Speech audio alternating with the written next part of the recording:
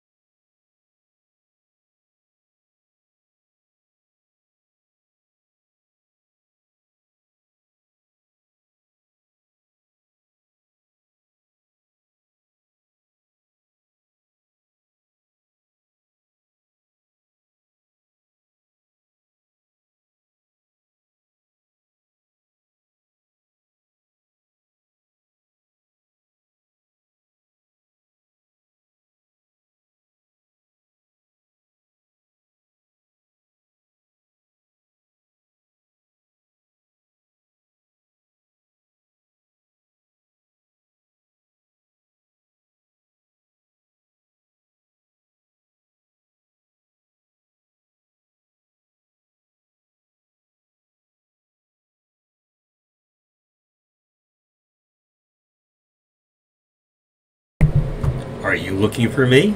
I'll be right back after station identification.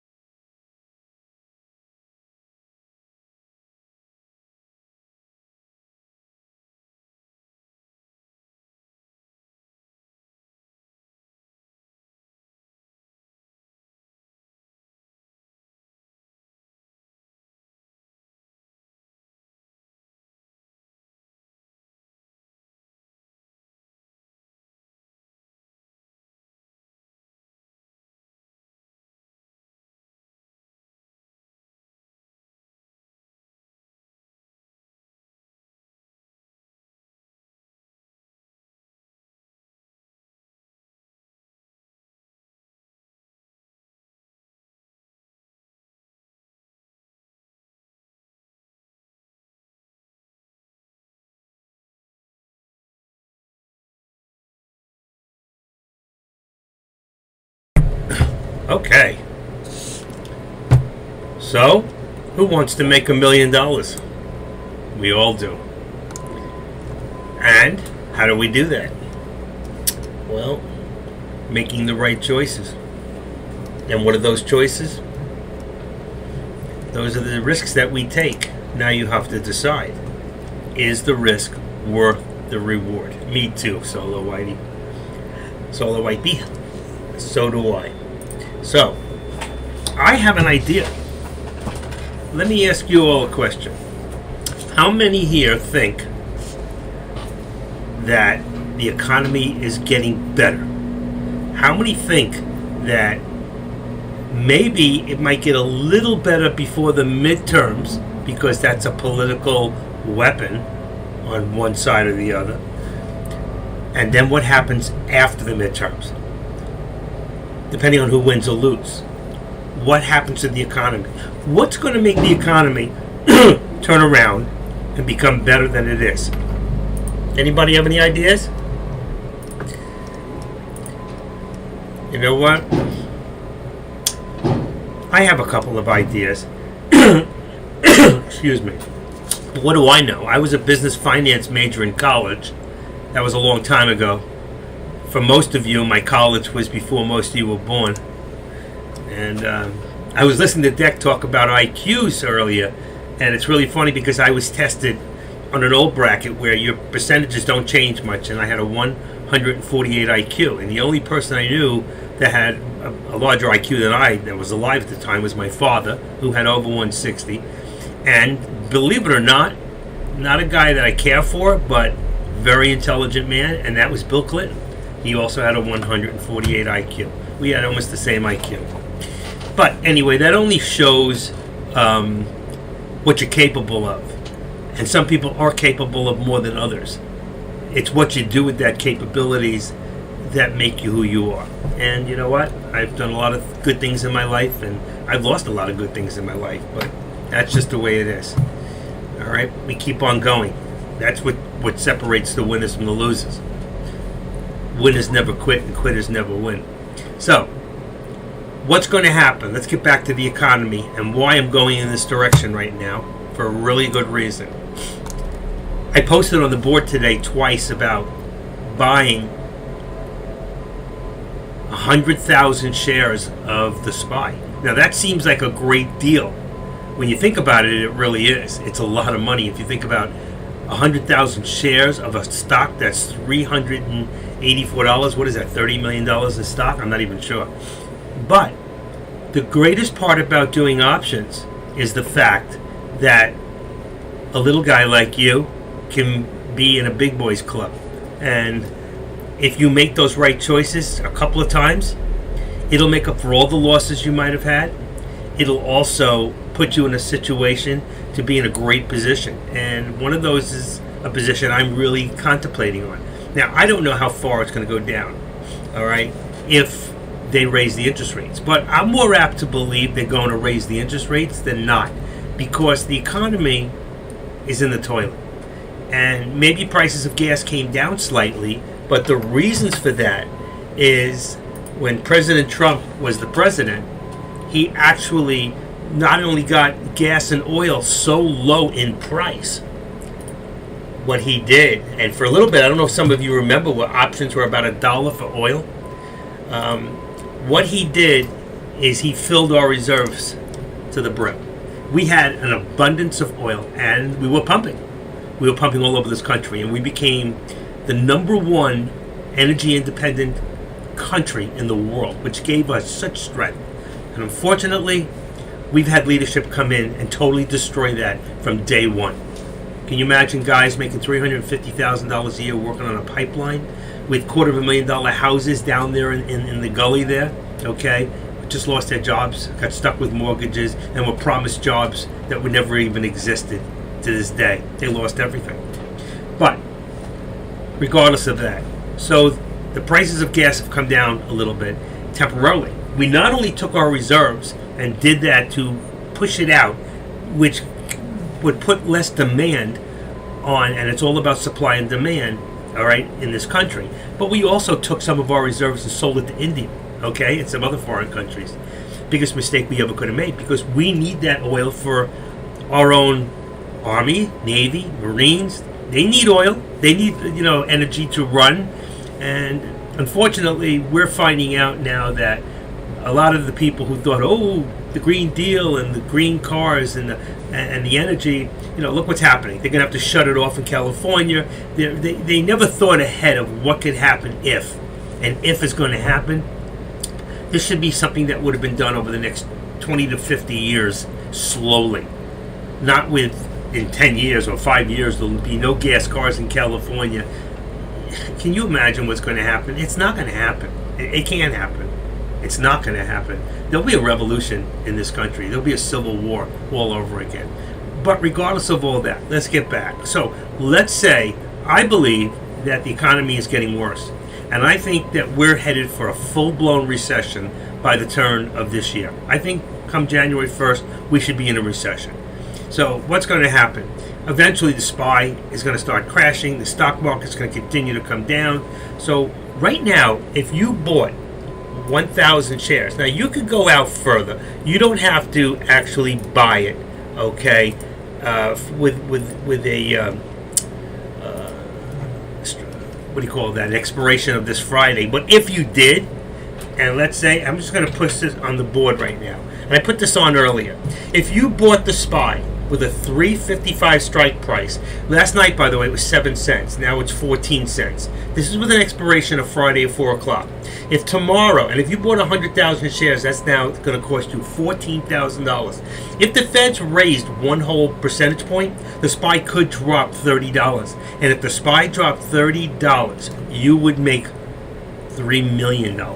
Now, if it went the other way, remember Deck said if it went the other way, they don't drop it, it could go up $30. What's the max you can lose? The max you can lose is the $14,000. Now, most of you are not going to sit there and wait till you lose all $14,000. If it starts where you lose, they're down $1,000, you're going to get out. Okay, you're going to take your loss. I was talking to Taylor yesterday. He said he's going to buy like $3 million worth of the SPY, and he's going to do it in cash. His risk, he could lose 50, 60, 70,000. And I've watched him do it before. And I said to him, why don't you do options? And he shot me down. And I had a couple of people write me, tell me how wrong I was. But the truth is, I had a few of you who said you are dead right, 100%. Even Golfer this morning wrote me, he goes, you are straight on. You are absolutely. He's not doing anything else but options. He made $20,000 since he started doing options in the last month. Okay? I know I'm 100% right, Rick, and you know what? That's okay. Listen, Taylor is a much better trader than I will ever hope or dream to be, for many reasons. One, he's got a lot more money because I lost everything I had. I lost millions. After owning 2 pawn shops at the age of 46, I had to start my life over with $25,000. Now today I own my own condo. It's paid. I drive a brand new vehicle. My life is good. I don't have no kind of money I had then, but I could if I was willing to take certain risks, okay? And I've lost a lot of money in the stock market, and I've made a lot of money in the stock market. So right now I don't know where I'm at, but it's not where I want to be, okay? But if I'm willing to take a few risks, with him, if he goes and he buys $3 million and it goes the other way, he holds on. He holds on, okay? So if I'm just going to pull up a calculator, he said he's going to put $3 million. Let's take that $3 million, okay? Let's divide that by right now at 384. Let's say divided by 385. Divided by $385. He's going to buy 7,000. Let's say he bought 7,500 shares. It says 7,800. So let's say he bought 75 or 7,800 shares, all right? If 7,800 shares, okay, and that stock goes down, okay, times $5, he just lost $40,000. If it goes down $5, he lost $40,000 on his $3 million investment that he's willing to put up. But if he took options, that option, the max that he could lose is $14,000, and that option would have to go to zero, okay, or go so far the other way, okay. It would have to go, even if it went $5, you can only lose $14,000 instead of the $39 if it went $5. But you would never wait. If you get out at $1, okay, and you wouldn't even get out of the dollar. You get out a lot less. But as you start watching your money, if it went down, if it went the other way, you just shoot out of your option. Him, he sits and waits because he thinks it's going to go. I've watched him do it. And he'll wait till he's $40,000, $50,000 down. Now, when you have a $3 million account, $40,000, $50,000 doesn't really seem to be a lot. But when you have a $20,000 or a $10,000 or $15,000 and you lose $1,000, it hurts.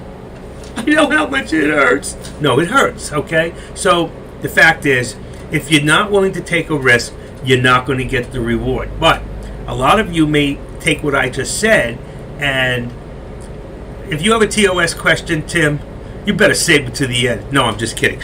Tim, just put it on the board and I will ask it. What is the theoretical option price indicator for, and do you ever use it?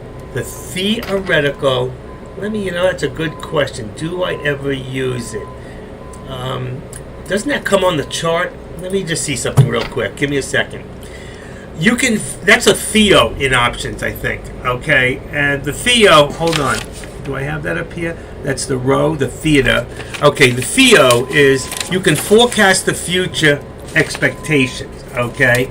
I don't use it. Of a call option under different scenarios using the Theo price, short for a theoretical price.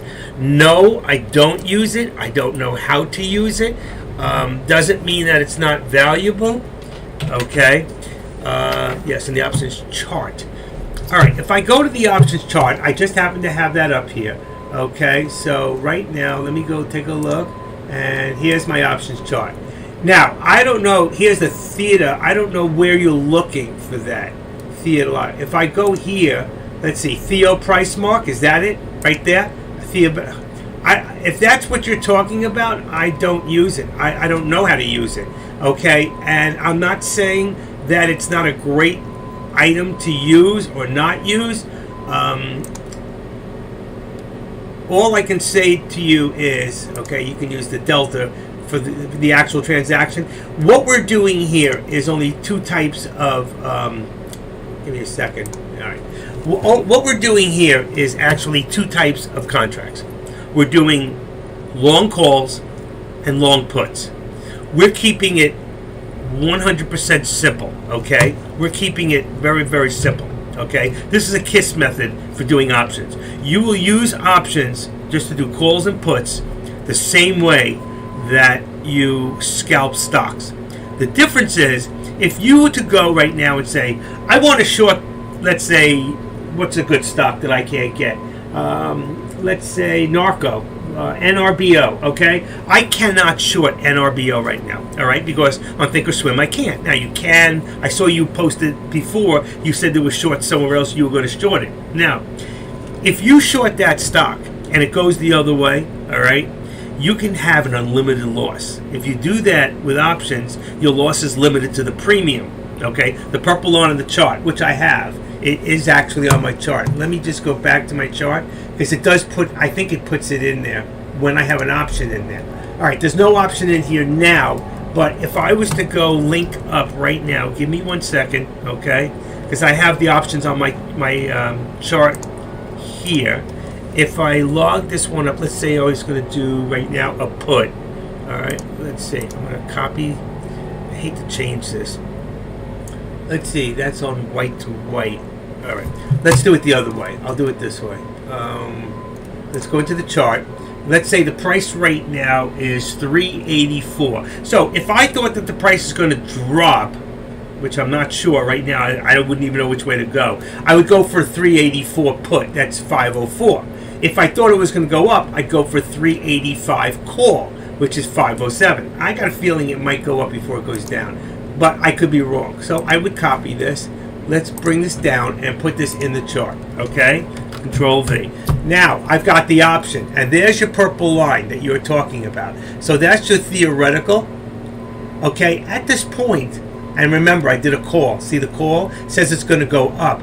I don't know. I really don't know enough about it, Tim, to answer your question. I have to do some more research on it, but to this date, I've been doing options since, I don't know, May, and I have not used that, okay? And I've made a lot of money, and I've lost a lot of money, only because I've chased it. When I chase it, I lose. When I do revenge trading, I lose. When I overtrade, I lose. So don't do those three things no matter what. If you start losing, it means that your timing is either off or the direction of where you want to take the stock is wrong. Okay? Don't try to chase the stock. You're out of here? Does that mean I don't get dinner when you come to town, or are we still on? I gotta know before you leave, because that's the difference of whether I ban you from here or let you come back. I think I know the answer. Nice knowing you. Adios, amigos. No, I'm kidding. I will find out the answer. You know, I will. By the next time I talk to you, I will. You don't owe me anything. You owe me nothing. I would just love to get together with you as a friend. And I'll bring a guitar with me if you don't mind. Anyway, you owe me nothing. You've been a great friend to this date. You really have. I will find out more on that, and I will report back to you personally. But right now, I got to answer some more questions to other people who have other kind of questions, like how to get started, how do you buy an option, okay, what do I look for, which way do I go, do I have to draw trend lines, and I'm going to answer all those questions. So whether you stay or you leave, I will get back to you on that. I have saved the page, and I'm going to save that onto my desktop. Theoretical option price, and I will get back to you with all your answers. But good questions as usual. That's what happens when you have to deal with brainiacs in this room. But if you don't know Tim, you should get to know him. He's a really good trader, and you can learn a lot from him. Thanks, Tim. All right, anybody else? What do we got going here? Okay, you can the future expectations. Theoretical. Can you use that? I'm sure you can. You know. Does anybody else know? Rick, have you come across that at all? You know? All right, I'm saving all that. I have a Word document that I save things that I follow up on, and I just put it in there. So we're good. Thank you, Tim. Okay, so where were we before we were, pushed around, interrupted, and, all that good stuff? Theoretical. That's just amazing. Okay, so do we have any questions? Is anybody here? You want to go back to the start? I've seen that question a few times. I'd be interested in the answer. Well, I will check into it. By Thursday, I will have an answer, or before. Okay, let's go back right now real quick, and I'm going to bring this back to the actual chart itself, okay? So let's go back to the SPY. I'm using the SPY because the SPY has been moving up and down today. We can go look at any stocks you want to look at. If anybody sees a stock pop up that's moving, just put it on the board. So I won't know because I'm doing other things. But I also keep my watch list open. So as you can see, I can tell you what stocks are. Let me move this over a little bit. I can tell you what stocks are doing well today, which has got the highest percentage in return, which ones maybe have a reversal. Okay, also you can look at the RSI to see which stocks you may either want to short, like HEDI, but I can't short that one. I can only short ETB. So if I'm looking, I can go to all these and say, what can I do with these stocks? Okay, but for right now, we're dealing with something else, and I'd rather just continue because I know a lot of you have questions on options. Okay, and I'm the first one to start teaching options even before I did them. Now, I took the options class. I've taken 3 options classes, and I also took the options exams back in 1987. Failed twice by 2 points both times, and the third time I would have passed it, but I decided not to. In a way, I'm glad I didn't, but if I had, I'd probably be a very successful options trader today. Okay. So right now I have a chart in front of me that you can't see. It's a 6-in-1. I've got 6. I've got the SPY, Tesla, Ford, and then on the bottom I have a 383 put for. Actually, I'm going to braise that up. I would make that 384 instead of be 383 because we're already 384.77. Remember before I said I think it will go up? Look what it's doing. And then I also have a call, okay, and my call right now says 386 because it was 385 before, and I'm going to change that to 385, okay? So right now I have a call and I have a put and a call. So right now I'm set up for 5 contracts on one and this one says 10, but I'm going to bring it down to 5. So either way, if I decide to go long, I can buy 5 contracts real quick. If I want to go the other way, I can wait till this stock goes up. You see it's going up. All right, now let's bring this large. Oh, come on, don't do that to me. There we go. Okay, let's bring this a little larger, and let's make our chart a little bigger. Okay, and let's bring this to about a 5 minute. Now, I don't like to draw trend lines on stocks like this on the SPY, but if I was, I can take my low bottom here, about right here, okay? And even that's just a really, you can see there was my lowest support before or earlier, and there was my higher support. I do make support lines. Right now, if I was going to, I would take this, I would bring this to that right there, and this would be right there. If you see right there, I have to stay on the left of it. Watch what happens. Okay, there's a new support. Okay, so what I do is I can go edit that. All right, it says I'm going to put higher support. G-H-E-R, higher support. I'm sorry, you know what? That's wrong. Higher resistance. And here I'm going to change this to show on the right, and I'm going to turn this to red. Okay, red for resistance. Red or orange, doesn't matter. There we go. Say okay and say okay, and now you'll see it says there's my higher resistance. So I'm looking for this to break through that. Now, this lowest support was earlier, and no more is this the lowest support anymore. So we want to remove that.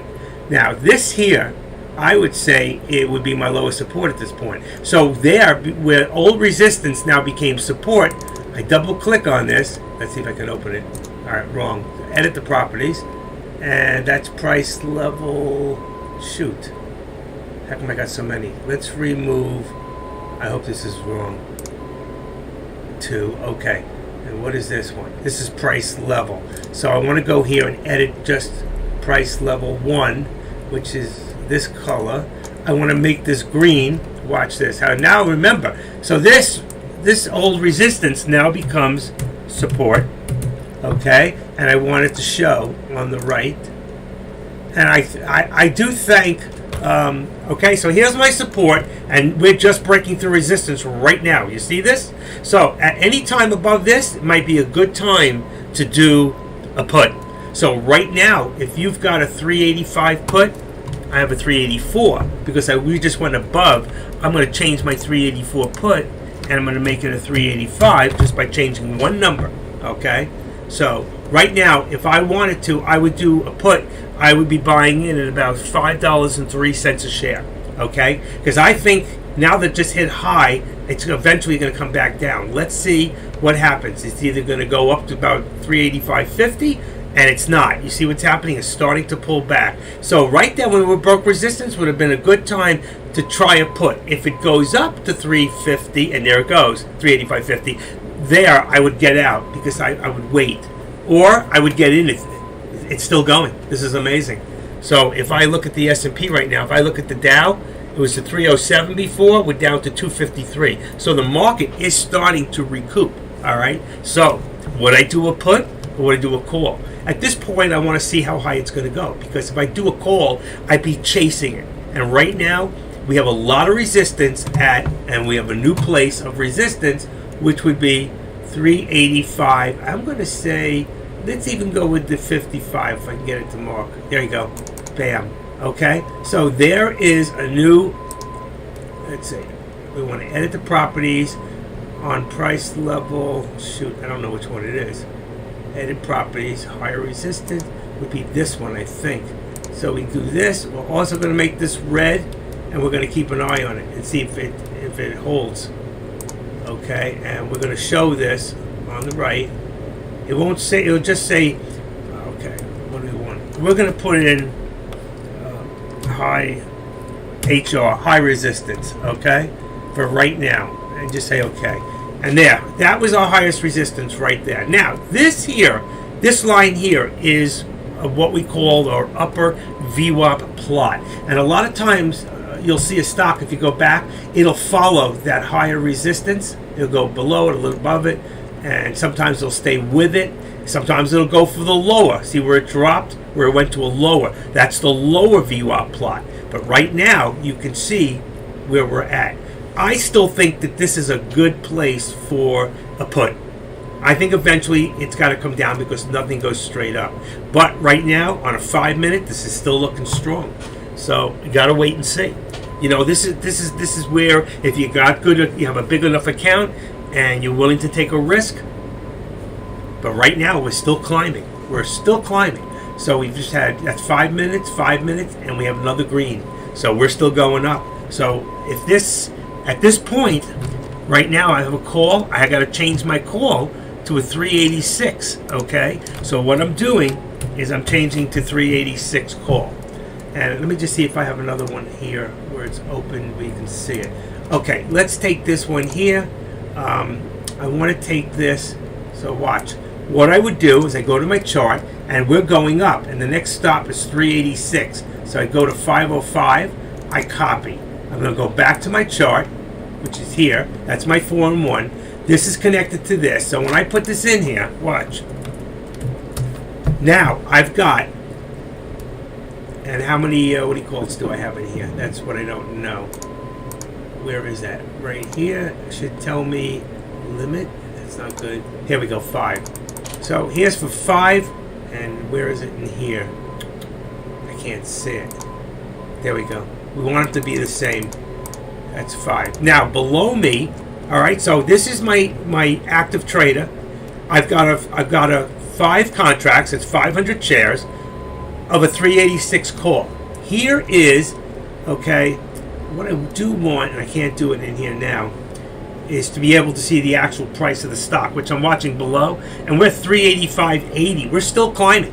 So if I bought this right now, which I won't, but if I did, okay, then what you'll see is if I bought it at 514, that there's a spread. Now it's dropping. I would be down. So I'd wait for a pullback, possibly to the 13-day. And here's my 13-day right there. I'm going to make this, that's the wrong one. What I want to do is make my 13, here we go, 13. I want to just make this a number 1. I can see how thick it was. All right. And I just made it a little smaller. So you can see right here. There's my 13. I don't have my think in here. There's a think. Let's see if I can put that in real quick. Let's see. Think script. 9 and 21. It is in there. It's just not working, or it's not showing. What the think would do, maybe it's because of the size of this. You know, I'd have to get rid of my. I don't want to do that. Level 2 in the buttons. I can't lower them. But here you can see below. This here is the SPY, the right SPY. Okay, and this here should be a 1 minute, and this one I have on 3 minutes, or I should put it at this hour. Since it's after 12 or around 12 noon, I can go to a 5 minute. A lot of people like to trade on the 5 minute. And right now, the 5 minutes looking very strong. We're at 385. We just hit what, 89? Anybody see the high? So, see, even Dex watching the same thing. And this is the chart setup I would use for buying. So I have a call in here. And if I had bought this earlier, like I said, I wasn't sure, but I would have been up. But right now, I'd be down because that would have been chasing. I would have been buying at the high, and you don't want to do that. So when it hits a high each time, or a new high, and you can see, just like I told you, there is your upper VWAP, okay? Now, if this was a put, this chart would be totally the opposite, all right? I just want to let you know that. It would be the opposite of the way it looks. It would be down and below. But right now, we're at a high. We're at a high resistance. We're at the very, very top.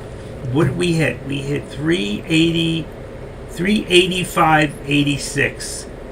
And right now, my other chart is showing that I should have done a put. Oh, there it is. See, it's showing you the arrow going down. You see this? That arrow shows me that I should have done, and it was correct. So if I bought a 386, right now we'd be down at about 15 cents. We'd be up about 150, let's see, 15 cents, $75 on 500 shares. Correct? Anybody have any questions? All right. Let me get that off that chart. I did a few this morning, and I won a couple, I lost a couple, and I came up, believe it or not, $9 ahead for the day after all costs. Because you got to remember, every time you buy, it's 50 cents a contract to buy and 50 cents to sell. So for every contract, you lose $1. So you have 5 contracts, that's $5. All right. So it's $2.50 in, $2.50 out. You lose $5, $1 for every contract. Usually I do 10, but today has been such a crazy day that I've really been staying away from the market. My big question is what to do tomorrow, because tomorrow the prices of everything is going to go up because of all the speculation. But tomorrow you can either get very rich or you can end up losing. All right, you don't have to get very poor, but you can lose. The question is, how much risk is worth to get how much reward? Now, let me just put this in for a second. That's the SPY right now. You see, 385. The question is, looking at this chart, that's 5 minutes. There's a 5-minute chart. Even if I go down to a 3-minute chart, let me just see something. It still looks pretty good. That's why you don't do the 3, because you might have gotten out thinking it was going down. Some people use 10 minutes. On 10 minutes, it look great. It looks like it's still going to go up. The question is it? All right. So here's your chart. Okay. There's my high resistance, which is now even higher. We broke the resistance, and our high was 85, and it's going up. So that's why I would have had in here, like I showed you, a 386. So if you look up here, that's a 3 SPY 386 call, which was the right call. Now, the reason we want to keep it as close to the actual number, next number up, is the closer you are, the faster it increases. And remember, you only have a 1 penny, 2 penny spread here, which is fantastic. Usually on the SPY, it's a lot more than that, and usually the SPY is moving a lot more. And here's your pullback. Nice pullback. And like I told you, when it hit that high of 85, that's what it would have been a good put, and I was right. And there it is. There's your 25-cent pullback with 25 cents right now on 500 shares. That would have been, let's see, how much is that? 25 cents. A quarter of 500, 125. What's IS? I just joined the live, so sorry if you already went over this, but can you explain to me what is my break-even price so high? The SPY was trading at 383 and some change. 383. Okay. Break-even stock price is 384. You bought 10 SPY 100 September 23rd, which is this Friday. Perfect. You did a 385 call, and you're still in it? Is this real money? Oh, simulation, not a real trade. You broke even. Let's see. You had 1,000 shares. The minute that stock was going up, I don't know why your break even is saying this high, because you're way over. You're already up $2. You're already up $2. So $2 would be $2,000 at this point. So Maxwell not including. I don't know what this stuff is. You should be up now. I don't know. Please note that you have selected a weekly option series, which is a non-standard expiration date. Why would that be non-expiration date? Give me 1 second. Let me get this off my chart. Non-expiration. Well, I don't know. That's what I'm using. I'm using the 23rd of September. See, I'm doing the same thing. That's exactly what I'm saying. You're on the right one. You would be up already. Me either. Only 10 contracts. I know it's simulation, but you would be up. Right now, just sell it and see what you're up. Just get rid of it. I'm telling you, you're up right now. You're up over almost $1,500, maybe more. You should be up. But because you bought such a higher, you were in the money. When you bought that, let me take one more look at that. When you bought that, you bought 10 SPY. I don't know when you bought it. That's the problem. Did you buy it when it was, what price was the actual stock when you bought it? See, this doesn't tell me. It just says you have a break-even stock price at 388, but you bought at 383, which you bought way into the money. So I really don't know, because you should already be in the money. You bought a 383 call. Why would you buy a 383 call? At what price? I didn't break even. It was trading at 383 and some change. Oh, okay. It was trading at 383 and you bought at 383. I don't know why it has to go to 388. That doesn't make any sense because I buy and sell all the time. And right now, if I bought this, if the price is 385, look at it, 394. So right now, I would buy 387. Okay. So what I do, see the top? I go up here, right there, and I go in and change that to a 7, and it'll change everything. So what happens is the price gets a little cheaper, and if this thing goes over, if I bought this right now at 472, bam. Okay. What would happen? If this price goes over, and it might, over 386, and it looks like that's where we're headed, I'm going to start making money. So I bought it at what, 472? Right now I'm down. But even if this thing went up 30 cents, and let's say I had, let's go to this and say I had 10 contracts, because that's 1,000 shares. All right, 10 contracts is 1,000 shares. So if I bought at 72, right now I'd be up 3 cents. Now I'm down. Boy, that was quick. Look at that drop. All right, and that's a 1 minute. This is at 5. That was a pullback. So I'd have to. Right now, I probably would have gotten out because I don't want to lose that much. And look at that. See the pullback? There's a lot of resistance. I told you there's a lot of resistance here. That's why I put the upper resistance bar. Okay. But if it had gone up, if I bought it at 472. All right, and it went up to 482, I would make 10 cents times 1,000 shares is $100 minus $10 for the contract. Why $10? Because it's 50 cents for every contract. So it's $5 in, $5 out. I would have just made $90 if it had gone up 10 cents. You understand? And that's assuming that the sell price. So if I bought it at, look at it's coming back. I bought it at 472 and this was 470. Remember, I got a 2 cent spread that's got to cover first. See, Rick's right. It's the premium plus the strike, but that's also depending on what the spread was. So if I make a full 10 cents, that's $100 minus the actual contract. Okay? Don't buy so far out, okay? Unless, I don't see the reason. Right now, we're keeping it simple. You bought the right day. Anytime I'm in a week, okay, let me open up this week.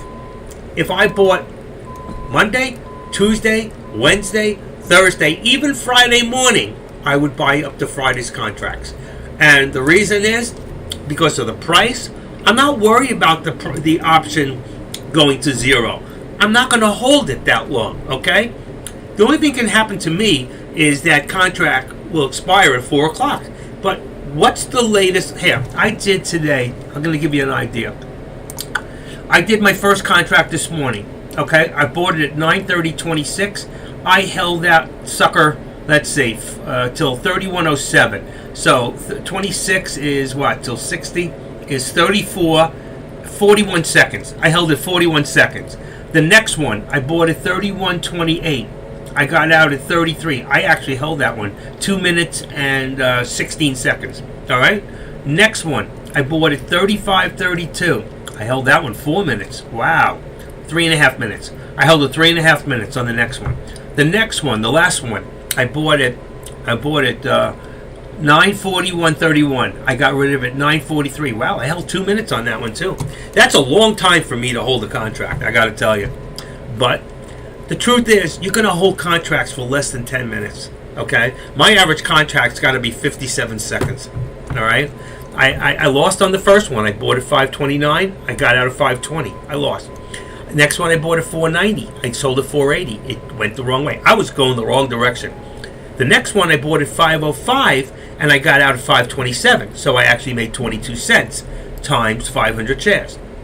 The next one I got it at 510 and then I got it at 513. So I ended up, after everything, I made $9.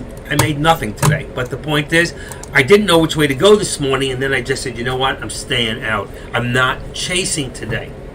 If I'm going to take a big risk, it's going to make big money. And that's why I'm thinking about tomorrow. All right? What am I going to do tomorrow? All right? And I know that tomorrow, depending on what the feds do, you can make a great deal of money. You can make money today. All right? If you look at the chart, let's go back to the other chart for a second. Let's go back to this chart here. I can't believe my other one's not working. It's working below me, and it should. Let me just see some real quick.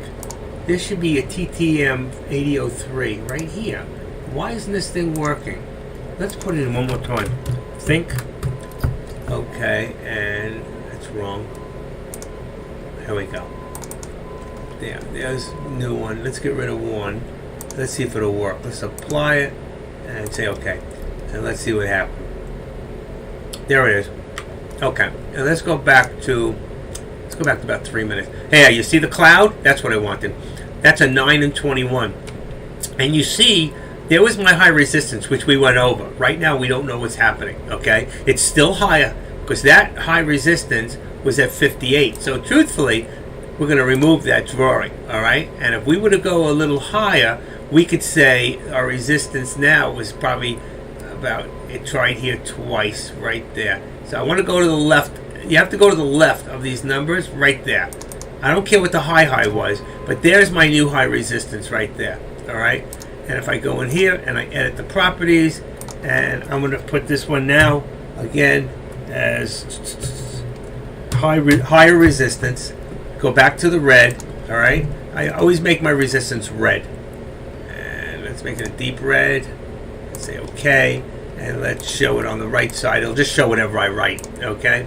And there's my higher resistance. I didn't take the top, 386.11, because that was just like a jump, but there's my real resistance, which is actually is 386, 385.99. It's perfect. There's before. Now, is this my new support? That was my support. This is my lower support. Really, I should just rename this, right? Let's edit this. And it says support. And now let's put in here lower support. That was my daily support, okay? So here I've got lower support. And for right now, okay, right about here, 385.15. I think it's got to be higher. I think it's got to be more like right there, 385.15. I'll go over here, 385. Let's see if it'll hold. Bam. Okay. So we go. I don't think I did it twice. You got to do it twice. Come on. I hate this mouse. Sometimes. Yeah, bam, bam. Oh, phooey. Come on. Okay, got it. And here, now, I would say this is probably, let's edit that. What did I call that? Higher resistance. Okay, let's take that away. And let's call that, let's call it my higher support. SUPPORT. And let's, look at that. Okay. And let's change this to green. Support is always green. Okay, and show it on the right. Now it's starting to stick. Okay, so my lowest support, that's my daily, like higher. There's my high support right now, right where we're at. Oh, this is wrong. This should have been green. This one is the old. That was support from before, earlier at 385. Let's take, and there it is. We're coming below. There's like, we're breaking through support right now. There it is, 385. This one here should have been, I don't know. This is too many in here. Let's get rid of them. I got to get rid of some of these. Sorry. Just didn't work out. Let's remove. Let's remove level 3. That went in by accident. That's why. That's 382.50 right there. Okay, so that is my 380. Let's see. Edit 3. What does that say? Price level 2. Price level 2.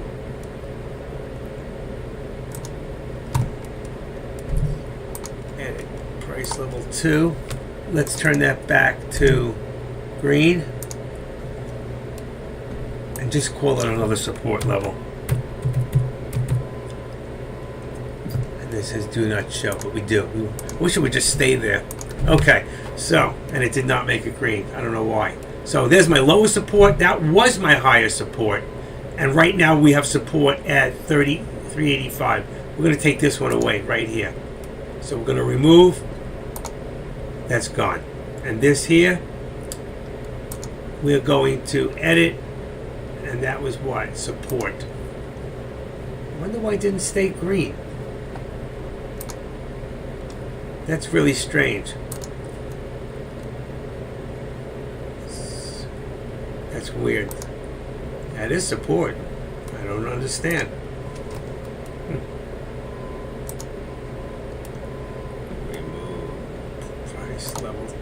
There it is. It was right underneath it. That's why. Okay. So right now you can see there's our high resistance.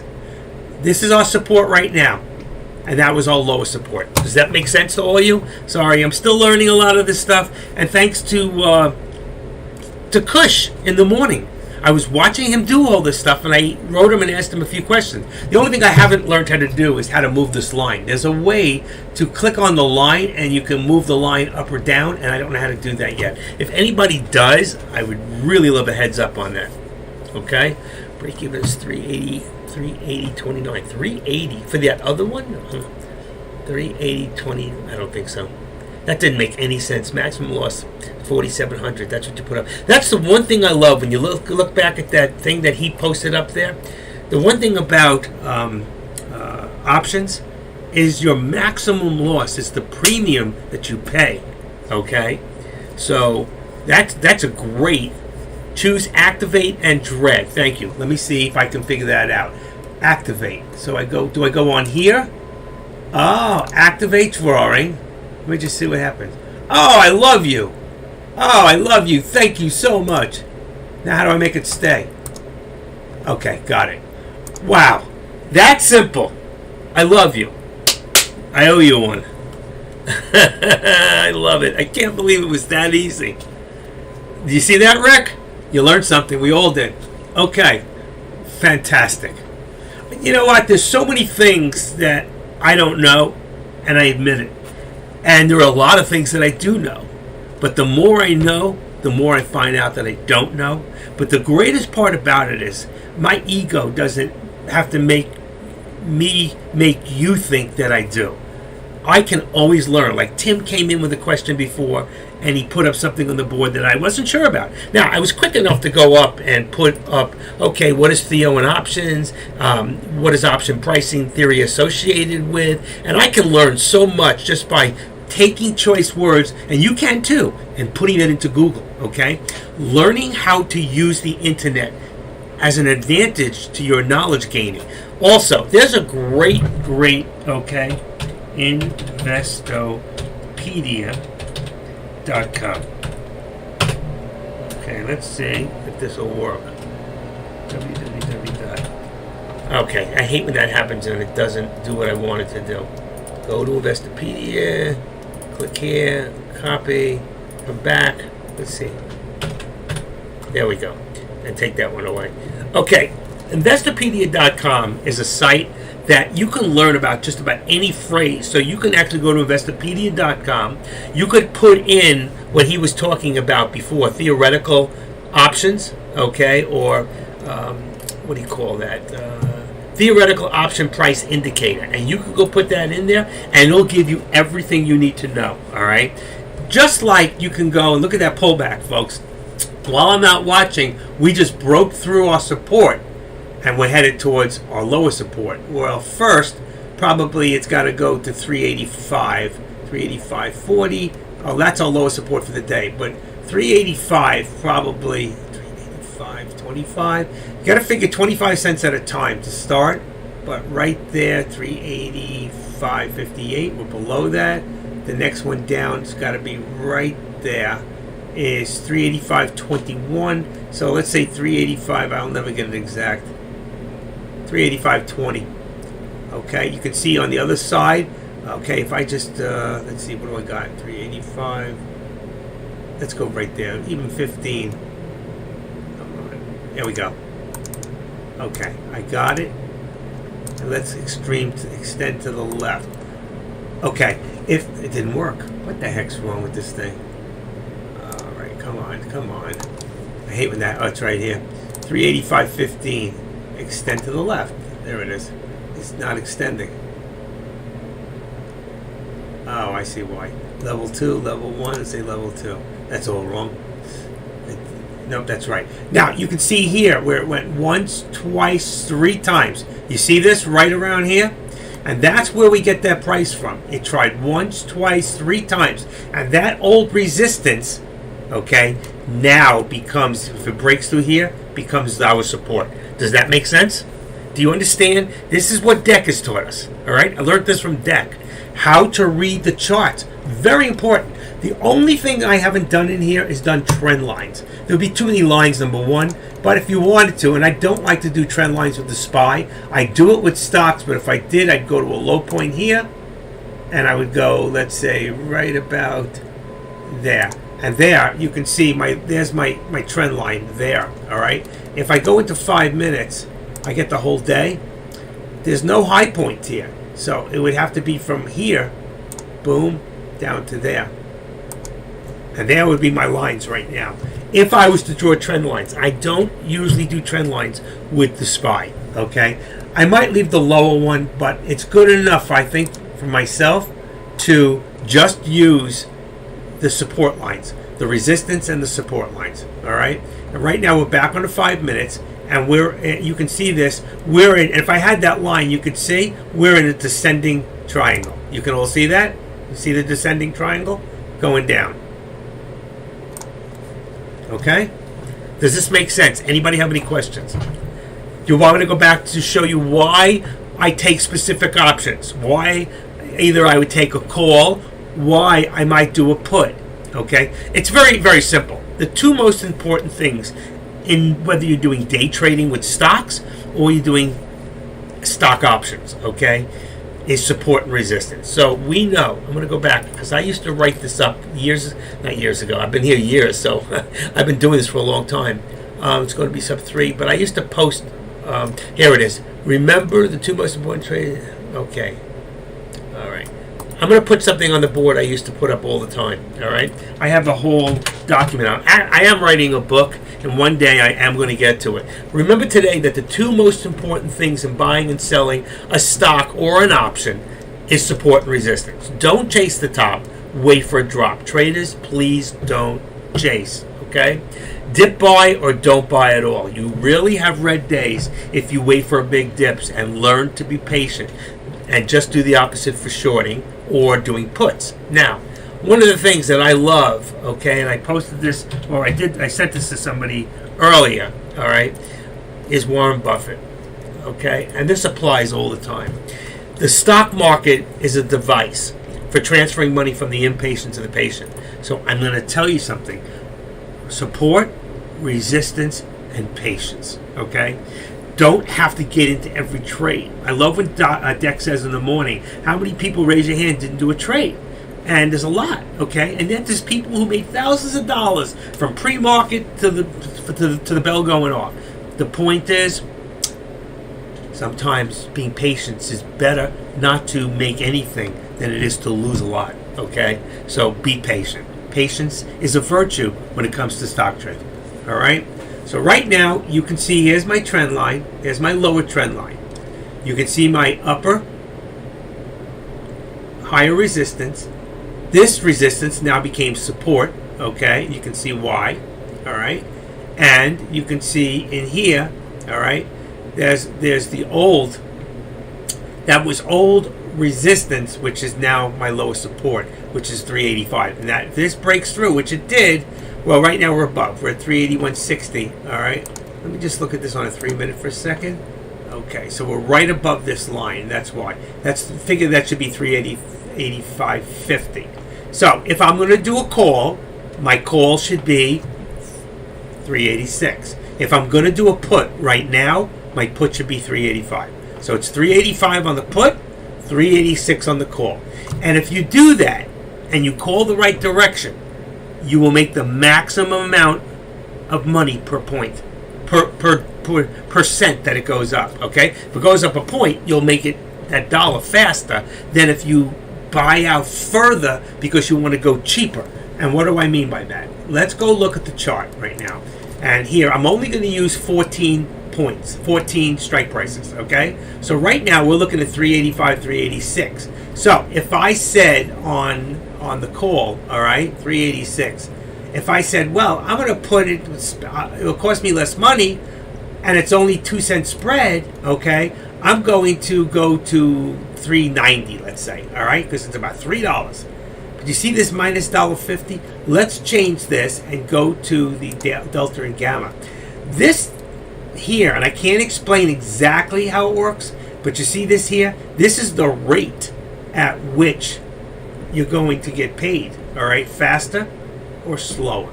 So that means every time it goes up a penny, it might take 2 or 3 pennies for it to go up for you. Where here, it may only take 2 cents. We're in the money, but here it gets expensive. And if you're wrong, the reason we won't want to always buy in the money is because if you're wrong and it goes the other way really quick, and we've seen the SPY, look at it right now, it just dropped 20, 30 cents, okay? It just dropped 25, 30 cents. 30 cents dropping quickly will lose you a lot of more money faster. So that's the reason you don't want to be in the money. You want to be just slightly out of the money. If you're willing to make less and go slower, you can go here. I would suggest go here, but just do less options, okay? Less contracts, all right? A lot of people like to do that. They like to spend less money, but buy more contracts. And that's another theoretical way of making more money, okay? You can control more. So even though you're making less, I don't know what the difference is going to come out to be, whether it's better or worse. Doing, let's say, 10 contracts. If I did 10 contracts, let's say, at, this price here at $3.90, opposed to doing 5 contracts at this price, at the rate I'm going to get paid or not get paid. So that's just something you'll have to figure out and play with and see how it works. For me, I just rather I was taught and showed by somebody who lost $130,000 with TradeCaster.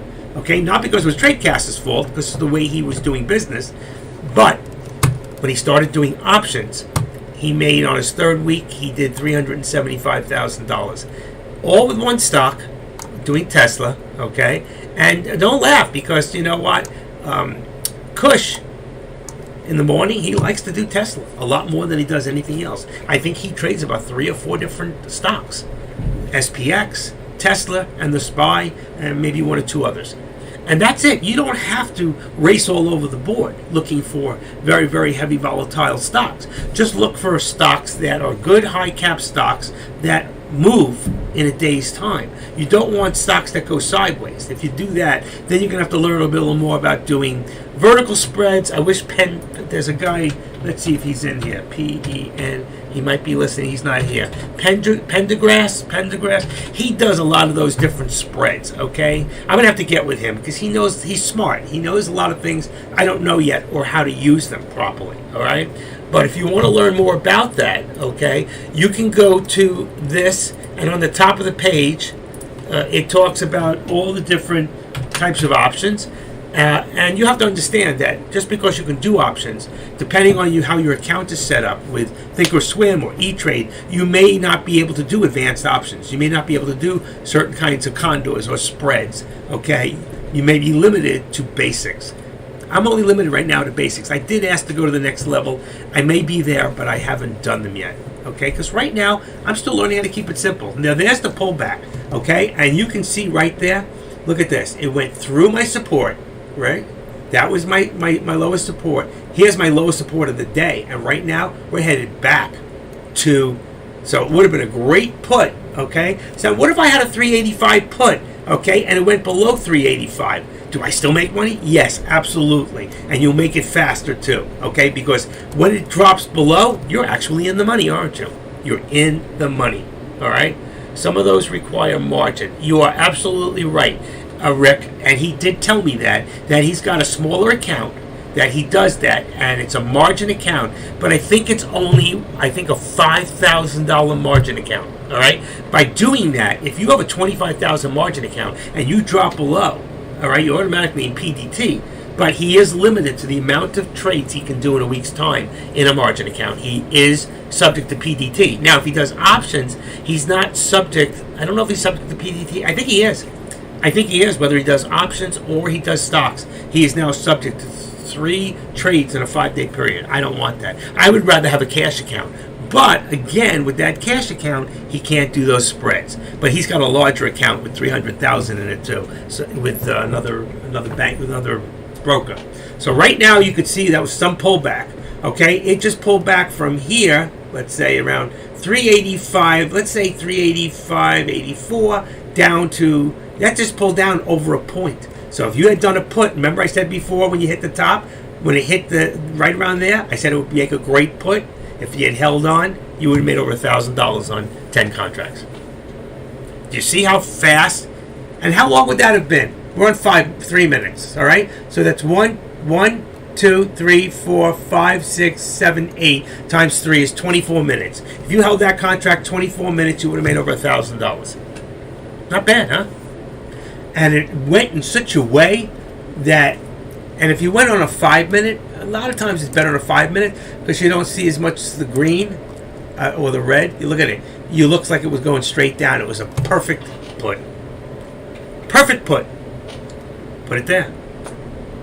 That was nice. And look where it just dropped to. Right to the VWAP. Now the question is, I go into FinViz, and it was at 305 earlier, all right? It doesn't change until I open it up. So when I change it, it's probably 2 something. Wow. It went down. It went up. It went down to about 200 and something, and now it's back up to where it was at 307. All right? You can see. So the market is down for the day. We're pretty red. If you look at this, look at that, how Apple and Tesla are both doing really well. Apple and Tesla. There's a few other little ones. I don't know what they are, but they're doing pretty good too. Let me just see who this is. Could be my wife. Hold on.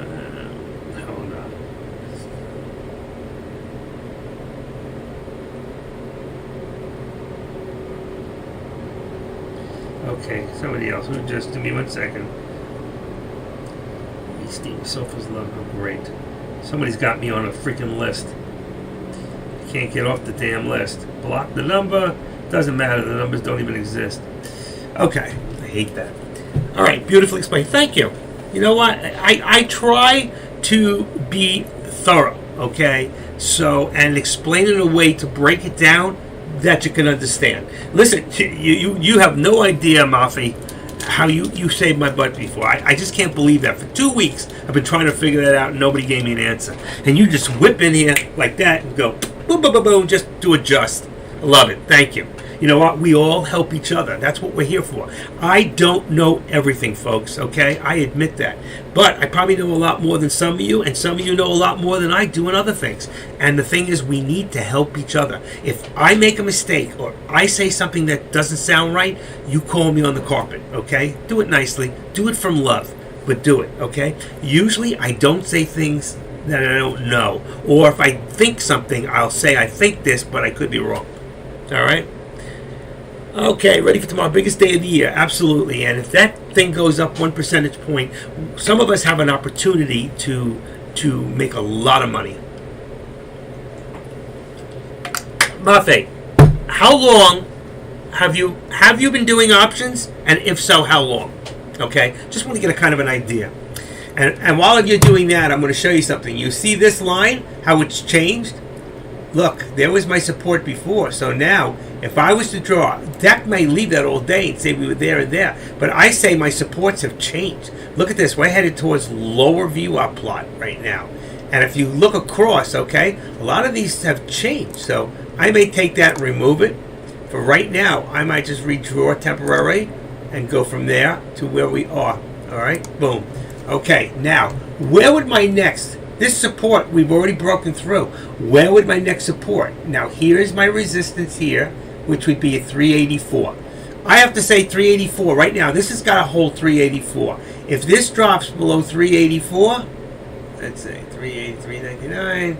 We were there before. See, you can see it. It went to here, and you look across over here and over here. That's 384. At 384, you had a lot of resistance. Then what happened when it started to go up? That became a support before. So is 384 our support right now? Or are we going to break through? So if we break through this line right there, that's 383.93. I'm going to say 384. We're at 384.09. 384.02. I can't get an exact.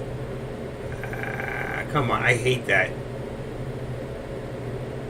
I can, you know what? I don't know why. I could probably adjust the line. Oh, damn. Come on. If I change the minutes, sometimes you can get it just by changing. So if I go to 384, let's say, boom, boom, boom, boom, boom, boom, boom. Nope, I can't get it. It's my mouse pad.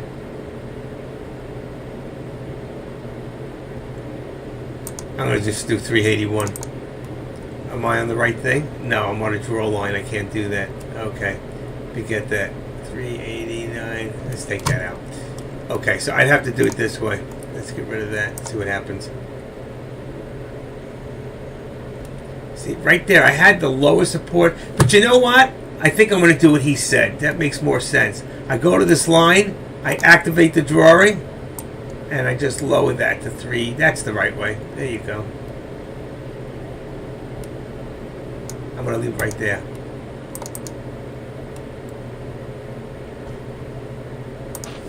Okay, there's my new lowest support, which is now, let's see, where is that? 380, I got within a penny. So right there, 384 is really what I wanted. All right, yeah. Thank you. You know, it took me a little time because I'm not used to doing it that way. And that is the right way to do it. Instead of drawing new lines and then get rid of your old support, move your support. Lower your support, and that's what it said. It was like, hey, dummy, come on, lower the support, you know. So there's my lowest support. That's my old support, okay? All right, and right now it's not my support anymore. So what I can do is I can edit the properties, and since it's not real support, I can either change this and put in the word old, okay, old support, and just for the heck of it, so I don't really, just so I can keep an eye, just change the color for right now. So right now, I can see that was an old support right there, all right? And so was this. And this here was a price level 385. We're at 384.07. So at this point, I'm going to remove this drawing. Remove. Oh, great. 2. Let's see this one. Remove. Okay. Otherwise, you get too many lines. Now, you can see before when I drew this trend line, that's my lower. All right, you can see it went just a little bit lower. I'm not going to change it for right now. It's close enough. All right, it's very close. And it held right there. And then there's my lowest support, and it seems to be holding at 384 is my lowest support. So we want to hold 384, and just now, as I said that, it broke through, just broke through. If it continues to break through, now here's another thing. All right, remember before, in here, I had a call. If my call now, because the SPY is at 384, my call, I just go in and change one number and make it a 5. Now I've got a 385 call. But if I thought that this was going to be a put, I would go in and change that, and I would make it a 383 put, since we're at 384. But right now, I'm going to leave it at a 385 call, and let's see what happens, okay? We're still holding 384. And if I look at the FinViz, okay, you got to keep checking this, all right? There is my 343. You can see the market is getting worse. It's going down. It's going down. It's going down, all right?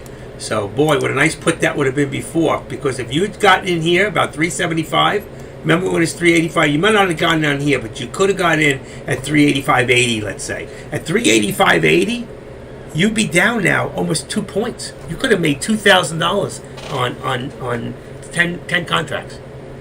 That is a lot of money. Almost at 1 year, almost cash amount on I'm at 1 year almost. You've been doing them longer than I have. I've been teaching them since February, March. I'm the first one in TradeCaster to teach anybody how on a live stream to do options. Even not knowing, and then one day I got somebody to show me how to go to the next step, so I could teach what I learned. And then I do a lot of research on my own. My first year in TradeCaster, I did over 1,000 hours of videos, and I'm not talking Sean Deckmar's videos. I did his, I did Warrior, I did other people's, I did this Chinese guy, I did Phil Sykes's, I did a lot of people's, and I learned a lot. I learned a lot, and that's how I became a moderator, because I learned quickly how to read charts, and I was better at alerting you than I was at trading, because I don't have, the younger you are, the less fear you have, and the older you get, the more fear you have. And obviously I'm a little older than most of you, got a little more experience in different areas, but the fact is, I wish in a way I wasn't. I wish I found this or stuck with it when I did find it 20 years ago. Reiner Teo.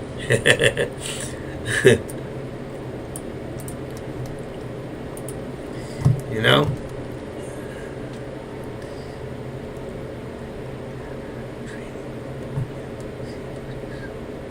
Yeah. Okay, you know, and Raina, he doesn't post those kind of things. You know, he's not interested in showing off to you. Oh, my Lamborghini. You know, that these young guys do this, and it's like, you know, I will say this, though Kush has a Lamborghini, because he can, he doesn't really get crazy talking about it all the time. You know, he's pretty humble in a lot of ways, and he's a good trader, and he's learned from the right people. He's got his father, who used to be in here, may still be, and he's got some real good mentors above him, people probably from India, people that, you know, foreigners that are well connected and have passed down some great knowledge. Sometimes it's not what you know, it's who you know, and who you know can get you to what you know. You all agree with that? Here comes Jay Webb, coming in for a landing. All right, you got 43 people in here, and I'm grateful for that. I love the support. You got any questions? By the way, while you're all here, I need a favor, okay? I need a favor. And what is that favor? When you get a chance, I need any of you that are not members of, and it's free. It may say paid on the top, but there is no charge, okay? This is free. Whether you're a member of Tradecaster or not, you can come in, you know, from the outside and you can actually join. So what I'd like you to do is just go in to the lobby when you get a chance, or open up another lobby, and just go here and subscribe. Let's see if I can bring some of my numbers up. I don't get paid for this. I don't get any extra money other than being paid as a moderator to do this. If I didn't do this, I still get my check. I do this because I believe that you cannot keep what you got unless you give it away. And I find that the more I give away, the more I meet people like Rick Smith, Mafe, that teach me more. So giving away sometimes is a way of getting more in itself, okay? And I can make a lot more money trading with the knowledge that I get than the paycheck that I get for doing this. Does that make sense? Thank you. So that should put me up to, let's see, you should be number 358 if I'm not mistaken. Oh, 359? Yeah, come on. Somebody's got to get in there and make me 360. Come on. I need to see 360. Somebody else, please subscribe. If you're not a member, it's free. It says paid, but you not have to pay for this, okay? The reason it says paid is so I can look on how much I would have earned if I was one of you. If I went and I brought people in to my live stream, I would get paid. But I do not get paid for doing this. That is a fact. So, but I just like to see. I know you are already subscribed. If you're not subscribed here, please go in there, take 2 seconds and hit that little button and subscribe. Somebody's, oh yeah, there we go. 361. Oh, I love it. Oh, I love it. If you don't mind. I just got to take a picture of that. The reason I take a picture of it, hold on. Make sure this is off. Take the flash off. Take that glare away. Let's see. It says Tradecaster 3. I got 361 now. Okay, let's see. Where it says. Okay, great. All right. How am I doing? 361, 361. All right.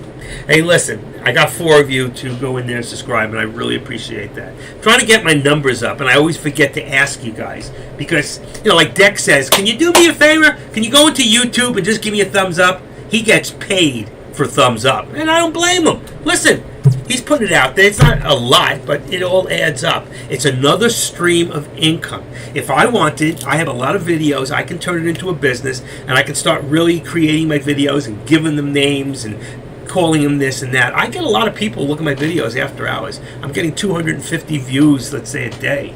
So I'm not getting paid because you have to have 1,000 subscribers to YouTube before you can start getting paid. So I don't know if I'll ever get there. I'm not really pushing it. So, but I do appreciate those. Now, any other questions? Let's get off of me and let's talk about you. How are you doing? Okay? What are you doing? And what can we do to make you better? All right? What questions do you have right now that I can help you with to show you? Maybe you don't know how to actually go in and buy that actual option. How can you do it? Who needs help? Okay? I need you to let me know who wants. Even if we went over it, I mean, you can always go play back the video later if you want to. All right, Raina, I gotta check him out. on the time. All right. I'm just checking something out. How much are the commissions per contract for option TOS? 50 cents. So if you do 5 contracts, that's $2.50 to buy, and then $2.50 when you sell. If you do 10 contracts, it's $10. That's $5 to buy, $5 to sell. And there might be a couple of scrawny little pennies in there too. They get you. You're working for them. You don't want to lose. Okay? You don't break. If you break even, you lost $10, which is better than losing real money. But you know, you can lose very quickly and you can win very quickly. Look at the support levels here. You know, we've made those support, and look how it's holding. Now, one of two things is going to happen. All right, I'm keeping my eye on FinViz with a 347 before, 350. It's still dropping. So if it continues to drop, we're going below. Then that tells me that right now, if I was going to do a put, somebody tell me on the board right now, we're at 383.98. If you were going to do a put, what put would you do? What price? Tell me now. Somebody put it on the board. I already have the answer. I already put it in. All I can do is hit the button. All right? But I want you guys to tell me right now. Not the put. Okay? He'd do a 384. That means he would be in the money right now. Okay? You see? Now, if I was going to do a put right now, 382 is good. I would do 383. I always do the number below. I'm just out of the money. You're either out of the money. Okay, let me put that down. You're either OT, AT, or INT. Okay? That's out of the money, at the money, or you're in the money. Okay? So, OT, AT, INT. Out of the money, at the money, or in the money. Okay? At the money is one out towards OTM. Correct. Now, that's what you're really taking when you said before, well, not 382, but if you were at 384, you're at the money. If you put 385, okay, whatever, you'd be in the money, I think. Let's see. Well, that depends. Put or call, okay? So, if we're looking at the chart for the SPY, 385 right there is out of the money. 385, that's for a call, okay? We were talking about a put, I think, at that time. So, I said I would do a put. So, 384 is actually, you see the gray? See how it's grayish a little? It just changed. But 384 is at the money. This is in the money. In the money, at the money, out of the money, right there. 383. 383 out of the money, 384 at the money, 385 in the money. Same thing the other way, okay? If I was going to go for a call, I'd be looking to go to 384. So, 384 at the money, 385 out of the money, 383 in the money. Now, is any of those right or any of those wrong? No. They're all correct. They all will work. Just remember, the more you're in the money, the faster you make money, but the faster you can lose money. At the money, same thing. You're making money like one-on-one very quickly or losing very quickly. Out of the money, you're losing a little less quicker, but you're making good profits if you go the right way. How much profit do you make per contract for a $1 move? Well, 100 to 100, you make $100 because one contract is 100 shares. 100 shares is $100 for a $1 move. If you do 10 contracts, that's $1,000 minus the actual contract price, which is the commission. So if you go 10 contracts, you lose $10. If you do 5 contracts, you do 1 contract, you lost $1. $1, $2, $3, $4, you're welcome. I'm not the boss man. I'm just like you. I'm the active trader. I'm the active trader, and this is my world. If I was Jesse from Fox, he'd go, I'm Jesse Small, and this is my world. I love him. He's great. A young guy, what a life he's got. Oh, wait, that's not right. What's not right? What's not right, Rick? Of course it's right. I usually take at the money. I'm one out towards out of the money. How much you make depends on the delta. True. No, the delta is on how fast you'll make it or not make it. The delta, and I have it up here.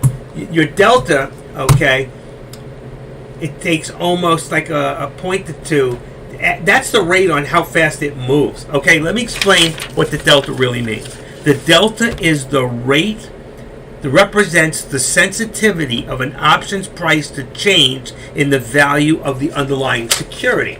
So if we have it up here at 70, it's going to move a lot quicker, okay? All right?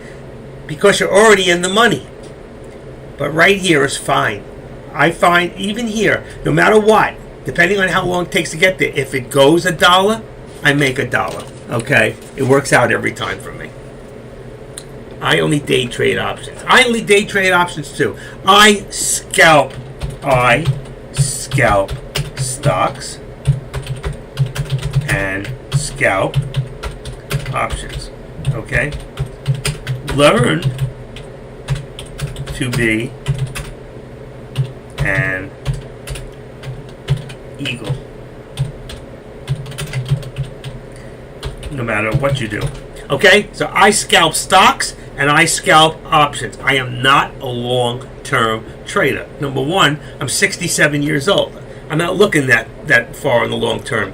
The code, there is a code. There is a way to, and I don't remember, I'm going to find out for you guys, but there's a way to go into the delta. Where's the delta? Here. You can right-click on it, and there's a way to get in to analyze it for buying or selling a trade. There you go, deep and wide. But there's a way to figure out what percentage, what's your chances that you can win or lose on that trade, okay? I used to buy and hold. I still buy as protection for the market falls, but definitely better to day trade them. Absolutely. You always want to be out before 4 o'clock. Why? For most of you that have smaller accounts under 25,000, if you trade a stock, it takes 2 days. So if you trade a stock today and you're out by 4 o'clock, it will not clear till Thursday morning at 9:30.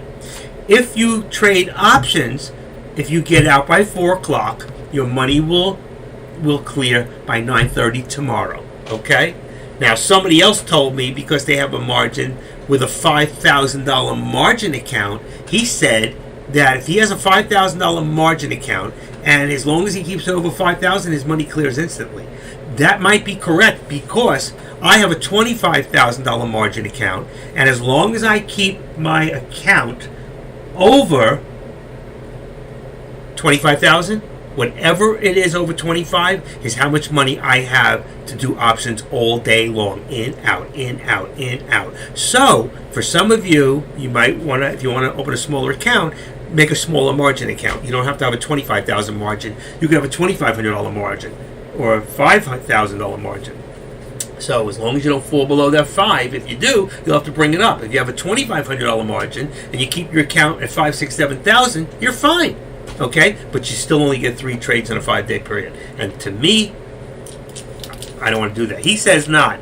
He says if you have a $5,000 margin, that it clears instantly and you can keep trading. Now, I don't know that to be a fact, but it's something that needs to be checked up on. Somebody needs to get on the phone with TD Ameritrade and find out if that's true or not. You can call either one, TD Ameritrade or Thinkorswim. They both have the answers. All right, so I'm not sure. I can't tell you 100%. He even got mad at me. He goes, "You calling me a liar?" I go, "I never called you a liar. I just trying to understand." What I always was thought to understood that if it was under 25,000, you're under PDT.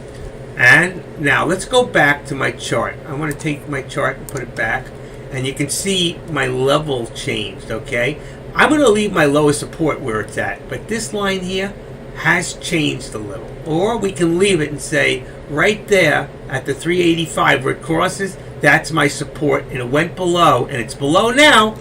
Let's see if it comes back up. All right. Now, if I was doing crisscross lines, I would have another one from here. I don't know if that would be work. I could do it from there to there. I might do it from where I can see it. Let's see, from here. It didn't work. That's why I got to change this to trend lines. I can do it from here. Let's say a top line right there and right there. I want to get it right there. Okay, so there's my cross. So I want when this passes over, I want it in here, not down here, and I want it more up here. If it goes back up here, then I know that it's changing back up. Now let's just look at a 5 minute for a second, okay? Because that's how we should be looking at it. And that's why if you did 5 minutes, you'd hold. You see how it's green? So some of you would say, I'm right on the lower support. I'm really actually a little above at this point. We want it to go up, back into this area right in here, okay? And only the next few minutes is going to show that. But if I go back to minute by minute, what happened is, well, it still looks good. I look good on a minute. How do I look on 10 minutes? See, on 10 minutes, it looks like I'm finally starting to reverse. And we did. It went from 384. Right now, I might consider doing a call. All right? And if I was going to do a call, I go to the next number. I go to 385. All right? Let's go back to 5 minutes. I would go to a 385 call. Do you guys agree with me or disagree with me? How are you all? What's your thinking? All right? Because there's a lot of people in here, and those who don't know need to understand why. Okay? For me, right now, if I was going to go forward, it looks like the market is starting to come back a little. All right. If I look, we were at 353 before. Let's see, should be about 320, 339. So it is coming down a little, and that's what we want to see. And if it comes down, you want to do a call. But if it's going to pull back, and it could pull back suddenly, you better have a tight. Okay, you can do. Does anybody here know how to do an actual stop loss on an option? How many here want me to show them how to do a stop loss on an option? If right now I was in an option, okay, let's go back to options. Right now I'm showing I have a call, 385, okay? I just told you it's a 384, I would do a 385 call, so it's perfect. If I wanted to do a stop loss, I come in here, I drop this down, I go into single, all right? Watch. I go with bracket. I unclick the first one. On the second one, and as long as my auto send isn't on, it will not go off. Then I want to go to percentage. Ready? 1, 2, there it is. And I change this to -5. Okay? So that's a call. We're saying go forward. If it goes back 5%, all right, on 10 contracts, there'll be 1,000 shares. 5% of the price, okay, would be on the $5. Would be what? 25 cents? So 25 cents on 1,000 shares would be $250. I could live with that. All right? That's at 5%. If I do 5 contracts on 5%, that would be $125. Do you understand that? By clicking that button there, and I got to make sure this one here lines up too. So if I go here, not there. Is that the one? Why did it do that? I want with limit. I don't want that. It should have been. Let's see. It should be single. We better stop. Parent order. I don't know where it is. Trail stop. You can do a trail stop too. You can do trail stops. Right now, if I just do it there, I think it works for both of them. So I just don't. Oh, this is way in or out. So I would do a limit order. Okay. If I do a market order, I'm guaranteed to get out. Okay. But right now with the brackets, I'm at 5%. If I buy this right now and it falls back 5%, I'd be out. I'd lose $125 on 5 contracts. Okay. So right now, I'm good. I could also buy in here. You see this is buy 5. So right now the price is 503. If I wanted to buy lower, I could put a buy order in, let's say, right here at $5. So when it drops to 5, right there, when this drops to 5, it buys me automatically. And then I'm in.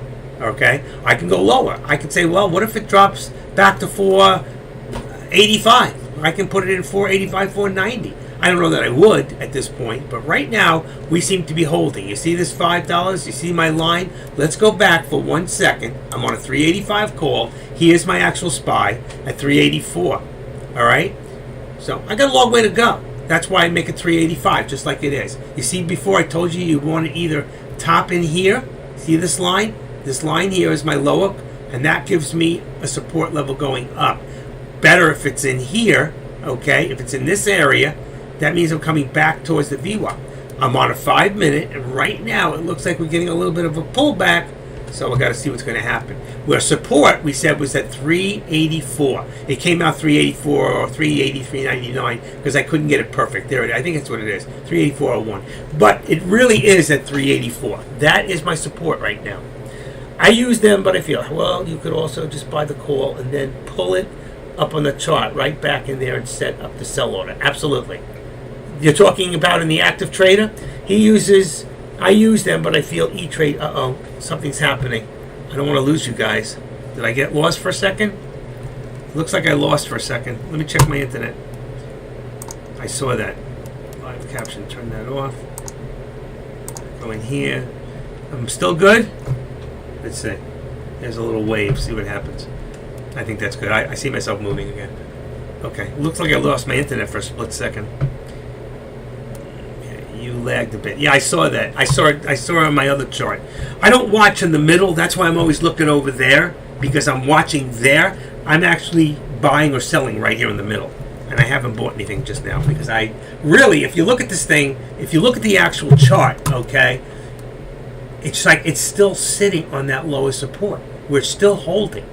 All right, let's look at it on a 1 minute, back to a 1 minute, or even a 2 minute. Okay, you see what's happening? It's consolidating, and the market is still holding in a down position. So right now we're at about, let's see, we're at about 344. Let's see, 333 before, and market's still going down. 349. You can see it's going down, and that's why it's not going anywhere. Okay, you can see that. So at 344, it's pulling back again. We're still trying to hold that three. We just went from what? About 384.30. Where were we at? How far did we get? Yeah, 38. So it's pulling back right now. So that's why that call would have been no good. It might have been good if I got in at 384. I would have made 30 cents. 30 cents times 500 shares. I would have made a quick $150 minus the $5 for the actual commission. 250 in, 250 out. 500, $5. 1,000, $1. 200, let's see, 200 is $2. 100, $1. Works that way. Just works out that way. 6 is $6. 7 contracts, $7. 8 contracts, $8. It's $1 a contract. It's 50 cents a contract, but it's 50 cents one way and 50 cents the other way. They really got you going, but what can you do? That's where they make their money. I was looking at Ford earlier, and Mr. Higgs here, we used to talk a lot, and he did. Let's go look at Ford for a quick second. The problem with Ford, the reason it was about 2 cents earlier, I looked at it, 2-3 cents, and it wasn't really moving. So let's look at Ford. Okay, Ford's at $13.25.32. Let's say $13 and change. So you can see it's gone up. It was really cheap this morning, but the fact is it wasn't moving enough, and I didn't see the money. I watched it for about 20 minutes, and it stayed. Maybe it was a little cheaper. It was about 2 cents, 2-3 cents earlier, and I'm going, but it wasn't moving. It wasn't moving. I put it up, and you watch that to see for how much far it moves and how fast it moves one way or the other, and it just wasn't going. But right now. You got your ask here. There's only a penny spread, which is nice. So if you're doing a put right now, you'd really want to do a $13 put. If you were doing a call right now, you'd want to do a $13.50 or 14. Okay, depending on how many contracts you want to buy. If you want to buy twice as many contracts, you could do that. But look at the delta, all right, and look at the price, $22.43. It's moving twice as fast. Okay, so you will make more money on the at the money than you will out of the money. How fast it moves, the delta, okay, on the volatility. Anyone play SQQ or TQQ? SQQ goes with, one of them goes with the SPY, the other one goes against the SPY. So if we go right now and we'll look at, let's go to TQQQ, okay. TQQQ goes with the SPY, I think. If the SPY's coming down, no, it goes against the SPY. Let's see which way. I can't see which way the SPY is going. It changed my thing. Hold on 1 second. TQQQ, and let me look at SQQQ for a second. We go to SQQQ, SQQQ. All right, that's coming back down. Yeah, I don't know which way the SPY is going. Let me unlink this and let me put the SPY back for a second. SPY. And if the SPY is going up, which one goes which way? SQQ goes with the SPY, and TQQ I think goes away from the SPY. But they're cheap to play. I mean, you can see you're only talking about $24 per 100, all right, or $240 per 1,000 shares. That's not a lot of money. So you can play the SPY for a lot less money. See this? If you were doing a call right now, that's $2.45 a share. Okay. So if you go back into the SPY and you look at the same call, you'll see on the 23rd. Let's see. On the 23rd, 386, 385 on 3. It's about twice the price. So you can buy TQQ or SQQ for less money than you can buy the actual SPY. All right? One goes with the SPY, one goes the opposite. Right now, there's the pullback. And that's what I was talking about. And that's why I told you before, it wouldn't have been a good idea to do that call. I still have it in there, because if you look in my 4-in-1, it's still in here. And the truth is, all right, it's dropping. So again, this is going to drop. If I decide after it drops that it's going to come back, I'll be ready at 384 call. If I was going to do it, all right? Right now, we're at 383.58. So if I thought it was going to come back, but right now it's dropping. So maybe it's going to drop even further. It could happen. So what would I do? If I was going to do a put, I'd be ready on 383. We're at 383.70. So I go in here and I just copy this and I'm ready. It's there if I want to do it real quick. All I got to do is go into any one of these here or go in right here. Okay, watch. Watch how quick. Okay, 4-in-1. I go here. I got a call in here right now. I take that out, put this in. Now I've got a put. That quick. See, it says put 383 put. Now, as the stock is dropping here, the chart for the options will go up. You see that? What happens is every time I change it, these things, they change back to 2. I'm going to have to go back and save all my things at 1 because I really don't want the 2 anymore. Because when I do these smaller charts, it's just way too big, the lines. So I don't want it. So every time I do a change, I got to change that. But there you go. All right. So right now, the SPY is dropping. The put shows that it's going up. So if I just bought this a couple minutes ago at $4.95, I would be up if I had done that. Any questions? Does MEDS look like it may break out from 134 soon? Let's go take a quick look at MEDS. All right, so I gotta get out of this real quick. Let me close this and go in here, and I'm gonna look at MEDS. MEDS. Now MEDS looks, it's been consolidating. It went down, had a high of 148. You see, the problem with this is it looks like so much. We're on 2 minutes right now, but if you go from here 148 down to here, that's only 24 cents. And the problem is from here, okay, where it hit a bottom of 120, let's say, and you got in, that there is only 133. It's 13 cents. So unless you're really going to jump in and out, blah, blah, blah, blah, you're not really going to make a lot of money unless you have a shitload of shares. Unless you buy, even if you bought 1,000 shares, it's only 20 cents. You'll make a quick $200, okay? And if you got a small account, looks too weak to break out. Exactly. And that's what I'm saying. I just seen what Taylor wrote. I agree with him. It's just, and it's too late in the day. So I'm going to go back to the SPY because that's what I've been watching. And a lot of people are watching the SPY because thinking about what they're going to do tomorrow. And since Taylor, if he's still here, there's something I wanted to tell him real quick. Taylor, are you still here? Let me see. Taylor. Nope. Yeah, he is here. Good, Taylor. I just want to tell you something. I'm going to print something up. If you were to do, I know you have less on options. You talked about yesterday doing $3 million, okay? All right? If you did what I'm about to show you on the SPY, okay, and you took an option right now, if you did a 355, you were talking about a strike price of 355, or that it would drop $30. If you did a 355 strike price, that would run you about 14 cents a share. If you did 100,000 shares of the SPY, you would only have 1,000 contracts. That's $14,000 is what you would lay out. If the feds raise 1 whole point, then the SPY drops $30, you'd make $3 million. But the way you want to do it, and by the way, the most you can lose on this whole transaction is the $14,000. The way you were talking about it, you want to put up $3 million and hold it till when or why. If you want to hold it that much longer, another week, another 2 weeks, then take the contract, go 2 weeks out, and instead of $14,000, maybe it'll cost you $25,000. Why put out $3 million? If you're going to put out $3 million, put out $3 million in options and buy, let's say, 1 million shares for less than $1 million, be 1/3 of what you're putting out, and if it went the way you think it's going to go, you'd make 10 times the money. And I'm going to stick with that because I've checked that out with about 3 or 4 different experienced options people, and they totally agree with me. I wish I had the money to do it. Help on what, AK? Help on lunch? What's for lunch?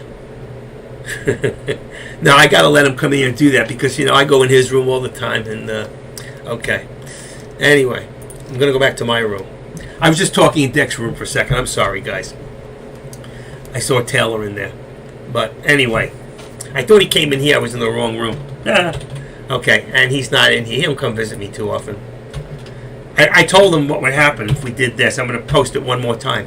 If tomorrow you bought a $3.55 strike price due on Friday, and the Feds announced that it goes up 1%, and this stock drops $30, you would make $1 million with an outlay of $14,000. Okay? And I was talking to you guys thinking I was talking to Taylor in the other room, and I wasn't.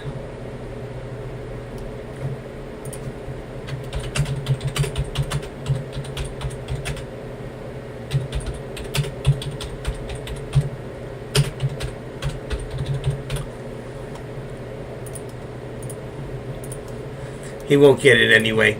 He's an old school, older-fashioned, great trader. Don't get me wrong. Taylor is a fantastic trader. He takes the risk. He's not afraid, but he's got the money. He was a stock broker for, I think, over 25 years. I don't know who he worked for, but he was a broker for over 25 years. All right. Anybody have any questions right now? Any questions? Just want to do something real quick. I just don't want you to think I can't see you. I see you. Okay. I got a picture of you now. I can show everybody else. So anyway, we've gone over a lot of information. Does anybody here still not understand how you buy a contract? Is there anybody here that does not understand how you pick which contract you're going to buy? You want me to talk about premiums? Okay, premiums is the cost of the actual contract. Okay, so if I buy right now, all right, if I look right now and I look at the cost, all right, and I say that right now I think this thing's still going to drop. I think it's dropping down to $3.83. So I pay $5.08, $5.07. Okay, if I spent $5.07 right now, and I bought, okay, one contract. That's 100 shares. 100 shares times $5.07 will cost me $507. Okay? So, that is my premium. Does not mean because that stock goes the wrong way that I lose all $500. But if that stock, if I have now 100, that stock would have to go $5 for me to lose $500. Remember, every dollar you have one contract, 100 shares. 100 shares times the price of the share per contract. Every time that stock goes up $1, I make $100. If that stock goes down $1, I lose $100. So it would take $5 for this stock to go the other way for me to lose my money. But that's all I could lose. But if you were in a stock right now, okay, and you stayed in it, okay, and you buy 100 shares, and that stock drops $100, you just lost $10,000. 100 shares times $100 is $10,000, okay? But if you did a short and that stock goes up, you can unlimited loss depending. You can only lose the other way on a stock what your account has in it. That's on a stock. But on an option, you can only lose the premium. You got that? Do you understand that, Jay Webb? I just want to be sure. So there's less risk with options, but options can move very quickly, and you can lose money quickly depending on how many options you have.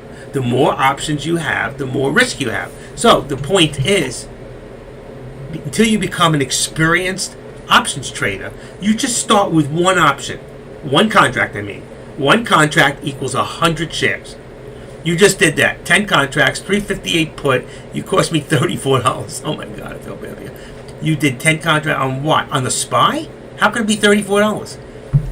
10 contracts on the SPY, 358 put. Let me see that for a second. Hold on. 358 put. Oh, 358. I'd have to go to, okay. I go to all. I go to 358. Ready? A 358 put. Here's your puts. Ready? 358 would cost around 20 cents. Now I got it. It's only a 1 cent spread. But it doesn't move as quick. So when that thing dropped, I don't know what price the actual... See, the problem is I don't know what the actual price of the stock when you bought it. So being that you're so far away, okay, what price was it when you bought it? 15 cents, 14 cents, 13 cents? I don't know what price. You don't give me that. You said 10 contracts on a 3. It cost you $34. All right, so $34. So 1,000 shares. Wait a second. You bought a put. Hold on, 10 contracts, 358. It was 34 cents. Yeah, I got that. It just hit me. It cost me $34. Okay, $34. So what did we just say? 10 contracts, 1,000 shares. All right. So hold on. $34 divided by 1,000 shares is 3 cents. So it's 3.4 cents. Thank you. That's what I was looking for. So 3.4, and now that 3 is at 21 cents. He actually made on that, if he got out right now, okay, he made about 17.5 cents times 1,000 shares. He just made a quick $150. Am I right, Rick? 160. How good am I? He made about 150 bucks. Quick money. See, it was slower to get there. If he had bought, let's say, a contract that was more money, it would have accumulated faster and he would have made more. You're still down $5. How is that? You bought it at 03, but right now it's at 021. A 358 contract, it's gone up. A 358 contract, here it is, 358 is now at 0.21. You should be up 17.5 cents. 17.6 cents. You should be up 0.176 right now. It's a put side. I understand. So you still want this to go up, not down. You want the price of this put to keep going up, and it did. So if you bought it at, I don't understand why you still made 17 cents. I don't understand. 21 cents is less expensive. 0.2, oh, went the other way. Oh, okay. Why am I, it is? It's less expensive. 0.21. Hold on. I got you. You're right. You paid 0.34 and it went down to point. So you're actually down, I'm sorry, it's the other way around. You're actually down 3.4 to no, you paid 0.034.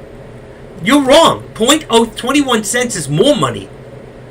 Puts go up if the stocks goes down. Correct.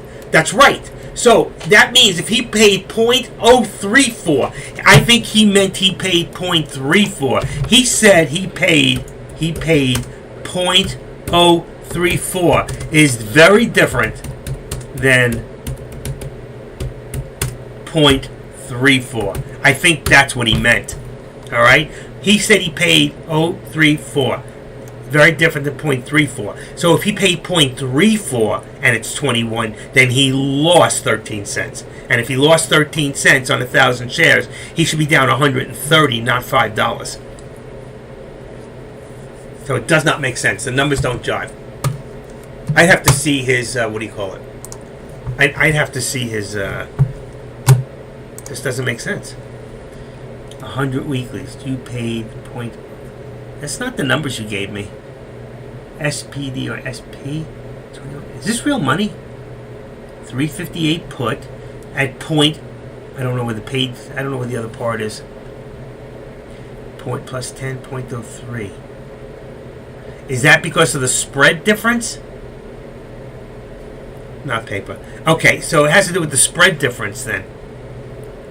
And that does not even take into consideration the cost of the actual... Did you do any other trades on the SPY? Because that takes the whole day. If you did other trades on it, that takes all day. See, it says you're minus 710. You're minus $7.10, but $5 for the day because you had other trades. You bought other stocks today. You're down more than that, but you were up on another one. So obviously that's why you're only down $5. And I guarantee if you go look right now and you go look in Ameritrade, you're going to be down more because the price of the contract, there's another $10 on that. Does not put into the consideration the cost of the contract in that part. It's not there. No, that's the delta on that line. See, I can't see it. I wish we would have put the whole thing from the top so we could have seen it, shown more of it. You're afraid to show us all those other losses of today because I see another one, SPDR 500. Just hold on. There it is. I'm back. Sorry about that. That's actually not me. That's OBS. I don't know why it does that. It looks good. OBS. I think the reason I'm having problems with OBS is because it wanted me to take an upgrade, and I didn't take it this morning, so that's why. Next time I'll take it. I wanted to start early because today I'm closing down earlier today. I just paid $1,200 for a temporary a 4-tooth temporary, and it came out after 15 days, and I put it in 3 times. The third time it broke. So he's got to make me a brand new one for nothing, or I kick his ass. I got lucky. I had emergency dental 3 weeks ago. Cost me $1,500 out of pocket. I was lucky. I had 2 dental policies. I got back $1,485 out of $1,500 that I laid out. So yeah, I hate putting out of pocket because I need another $10,000-$15,000 worth of implants. But let's not talk about that. But I do have a dentist appointment at 3:45, so I'm going to end this a little earlier today. I usually go to 4, but I started earlier today. I started almost an hour earlier. So I'm not jipping you guys. And I go straight, not like some of the other people out there. They go in for 20 minutes and then they stop and they take a break and then they got to go for another 20 minutes. And I just don't operate that way. Okay, he's there now. He's looking at NRBO. I was just checking to see what AK was looking at. Anybody have anything, any questions on options? Does anybody have any questions on day trading? Does anybody want me to take a look and see what stocks are rocking and rolling right now? Because right now, if I want to, what I can do, all right, is I'm going to go in here for a second. I'm going to pull up my scanner. For those of you that think or swim, I'm going to show you the scanner, okay? So I'm not an option scanner. I have an option scanner too, but I'm going to do the one with the stocks, all right? So I'm going to pull over right now, and hopefully I don't lose anything. There's today's, oh shoot, get back in there. Okay, and I want to scan this. I have this set because I knew there wasn't going to be much in here on 35,000 and 4.0. I can drop this down to 3.5% on 10 bars. Okay, that's and rescan this over the last 5 minutes. NRBO is your number 1 stock today, and LPTV is number 2. Number 3 is SAVA. So what I would do right now is I come down into my watch list and I put in SAVA. I already have NRBO, and I'm going to put in LPTV. LPT. Go back. Oh shoot. That's wrong. Good. Okay, hold on 1 second. LPTV. What else? We've got NLSP. Actually moved a little bit. It's a penny stock. I don't really do much penny stocks. MDRR moved a little also. You got 2 penny stocks that are rocking right now. So you have MDRR and NLSP. Again, like I said, I'll put them in here if you want to look at them. NLSP, and what's the other one? I said we have MDRR. I'm going to put these in my watch list, and I'll show you why. MDRR. Okay, so I'm going to get rid of this real quick. I'm going to go back in there. I'm going to get rid of my watch list. I'm going to just get rid of it because I don't want to. I got too many things rocking, and it's going to throw me offline. And there we go. It's still the same. NRBO. So what I do, I'm going to shrink this down. Watch. Okay, and I'm going to put this up here. I'm going to link this to red, and this should be linked to red already. And I'm going to go in now and I'm looking at NRBO. And there's NRBO. Okay, let me put this on the top. All right, so you can see NRBO is rolling today. It just ran in the last, let's go in minutes for just real quick. And you can see we've run in the last 15 minutes from 22.30 up to 25, and there's your pullback. There it is, done. Okay, VRAX, and it may not be done. It may be just a pullback. Okay, because it is only 125. We're going to come back to it. VRAX isn't doing much. MGAM just came above the VWAP. You have LPTV. There is no traffic in here. You see this? All sporadic. I wouldn't even trade it no matter what. So I'm getting rid of it because that's a trap. And LSP is another one. And that's also a trap. Even though it did go up, somebody's manipulating it. There's not enough for me to get involved. I'm getting rid of them. Okay, CRKN. Here's another penny stock. It's done nothing. I'm going to get rid of it. This is how I make a decision to get rid of these things. BCAN. Okay. Again, not doing anything anymore today. It's done. So I'm going to get rid of it. And now we got Sava. Sava was running before. So Sava has, let's see, Sava, SQQ, Apple, Hootie. Let's see. That was the, what do you call it? That was the new IPO. MDRR, this is too sporadic for me. I don't get caught in those traps because somebody is manipulating it and you'll lose your money. Here's SRYS. That one's done. Whatever it did, it's not doing it anymore. Get rid of that too. Because it's a very red day. That's about it. Alright, so I'm going to go back to NRBO and I'm going to minimize this and make my chart larger. Okay, so here we are. We're back to where we were. Okay, and let me just see something real quick. Here we go. Alright, so here's our chart. There's our pullback. See my arrows? Big black arrow, big black down. Okay, so you can see that went from a high of 25.83 and boom, it shot down. Whoever shorted that stock. Problem is NRBO, I have hard to borrow on TOS, which means there's a good chance that I could not. Now, here's another question. I don't know the answer.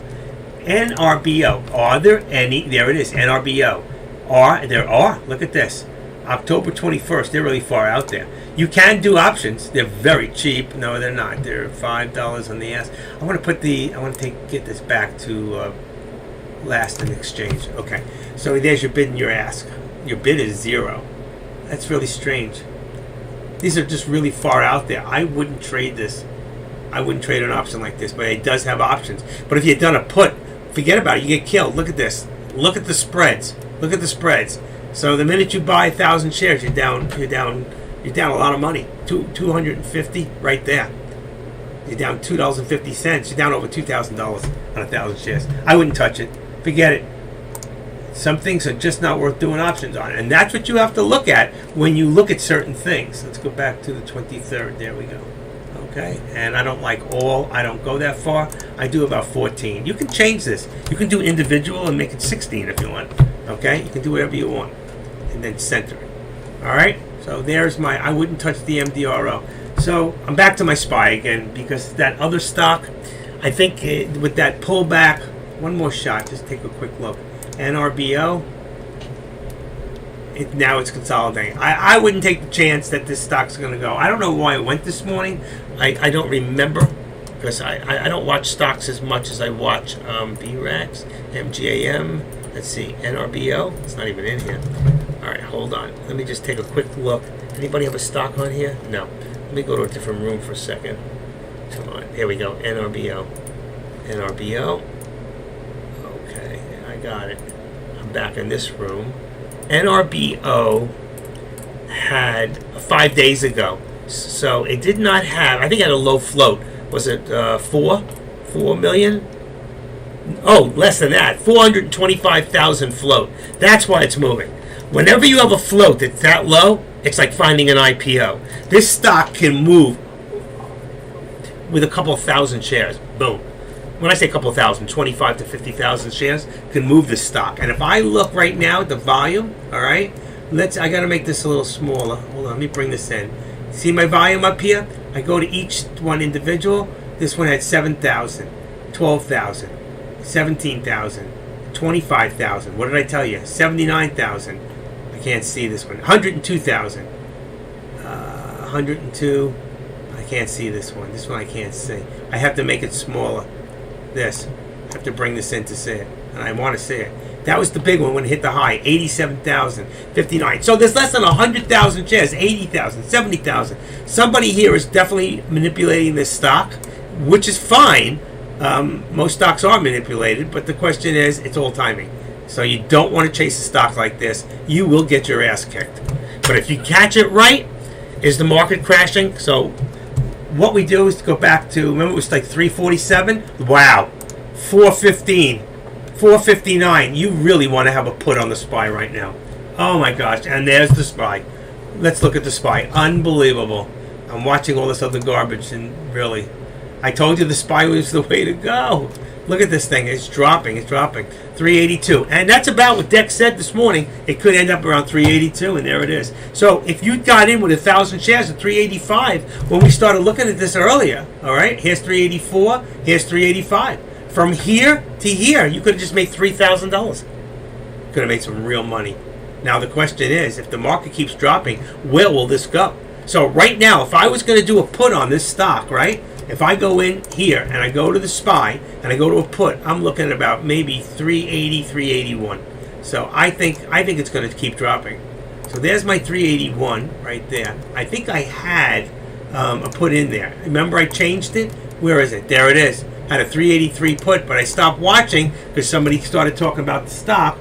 We're at 382. I would put a 381. Okay, and I just go enter. Now I got a 381. All right, and here's my SPY. It's still dropping, still dropping. And how many do I got in here? Let's see. Let's see. How many do I got? 10. Let's go to 5. Just in case I decide to do this. And how do I do that here? Let's see. I want to make sure it's just there. It is 5. Okay. And I still got that 5% in there as a stop loss. Okay. See, watch this 470. It's got to keep going up. Keep going up. Where's my auto send button? Just in case I decide I want to do something. Where is my auto send button? It's not in here. I don't see auto send. So if I don't see it, there it is. It's got to be moved up. Okay, let's say okay. It should be up. There it is. Okay. Okay, my quantity. I got to move my quantity down to here. Let's see. 475, 475. Okay. Because it's such a small chart. Let's see. I'm going to move down. Where's my next one? Move down. Okay. And cancel all. Move down. Flatten. I don't use that. Okay. Cancel TIFF. Alright. Say okay. So if now I want to look at it. Here's my pre-orders. And there's my day. I can move my auto send down also. Sometimes. Because these are smaller charts. It's not necessarily where I would put them. Okay. And that's fine. Let's see. Say okay. Oh, is that below? No. Move down second line. There we go. Say okay. So now my second line, it should be in here. And there it is. First one. Auto send. So I have my auto send on. I don't need that. I know I've got 5 in there. Look at it. It's dropped. It's actually going back. It pulled back. So that put would have lost. I would have lost money. But that would have been chasing it. If I did it before, it would have been great. But is it chasing at this point? Or is it just coming back up to come back down? And look at this line. You remember the line before I said you need to watch? This is the lower VWAP plot. And if you come back earlier, watch, in the morning of the day, where did it drop to? Right above the VWAP plot. Let's go further. It went to the VWAP plot right there. Look how it is along the VWAP plot. It's now in between the 13 it dropped. It was very, very weak this morning, which is something to tell you. And right now, we're very bearish on this stock, okay, on your SPY. And if you look at this, you see I broke through. There was my lines from earlier. Remember I told you it either needs to stay in here or come above, but it went the other way. And so from here, you had a 384.25 to 381. Now you're about 75 cents right there. Right here, you would have been over $1. Another point, we missed it, okay? And that's how you make money on these things. All right, and look how low this thing is. Look at this, and it follows, and it's below the VWAP plot. How much lower will this go? Will this drop below? And then you have to watch to find this out. You do need to watch. I was talking about over here where it dropped below. Okay, you see, there's my, I'm sorry, I was on another chart that you can't see. I'm talking to myself. Right here, this is the VWAP plot. You see it? And you see how it went with it? Okay, earlier, it dropped to the VWAP plot here, and it came, it stayed, it went up above the VWAP, came back down right to the VWAP plot, and below it. There you go. So the question is, where are we going now? Now, this is on a 1 minute. This is on your 5 minute. And it looks like on a 5 minute, we're still strong. Looks like we're going down. And if we go down below 382, then the next one is 381. That's what I have, 381 put. I'm just watching for right now. I don't know what I want to do. So I'm ready. All I got to do is pull the button. I have the auto send on. And I can do that from, I have a put in here, 385, and I'm going to change it. So if I can do it where I'm watching from here if I want. And for right now, I'm going to go back until we decide what we're going to do. It's still there. Let's see if it holds. Let's just watch the chart. So 382. We want to see if we're going to go below. And I got 5 contracts. Okay. Oh, I got that. Single with bracket. Untake that one. I'm doing the same thing I did on my chart here. So 5%. And I've got, okay. So I'm ready. If I want to do a put right now, I'm ready on the page in front of me. So I don't have to jump all the ways up there. I'm just watching. I also have set up on my page in front of me that you can't see. I have another, I have a call. And my call right now would be set for 383. Okay, so I have a 383 call if it decides to rebound and come up. Or right now I've got a put for 380. Why did that change again? I should have done that. 381. But right now it seems to be coming back. Okay, this should be a put for 381 and a call for 383. Can't read it. I know it's right. And I'm making sure that at 5, also making sure that this is with brackets, this is off, and this is 5%. Now, if I'm doing a put, really it should be plus 5, I think. If you do a put, I think it's plus 5%. If you're doing a call, it's minus 5. Does that make sense? Is that right? If I'm wrong, I wish somebody would correct me. 5%. Minus 5 on the call would be plus 5 on the put. So I'm going to change that. Oh, shoot. I just messed up the wrong one. There we go. Come on. Plus. There we go. Plus 5. Plus 5, it stops me out on the put. So if the put goes the other way, 5%, it would stop me out. What would the premium on the trade actually cost me? Okay. What you have to tell me, I can't really read that. What trade? Tell me the stock you're talking about and the price you want to go to. You're talking Tesla. Okay, I'm sorry. Tesla, 555 on an option, or you're talking on an option, correct? 404. I see it now. 308. But I haven't been watching Tesla, so I don't know the prices. Somebody else answer his question real quick. Jay Webb. Let's see. All right. I have to go in. That means I got to stop watching this. I have to go to watch Tesla. All right. And look at Tesla right now.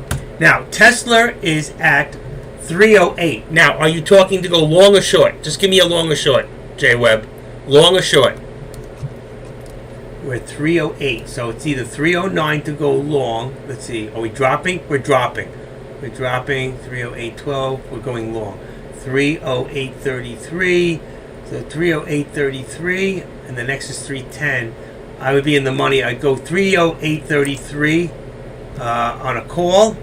Or I would be going 306, 590.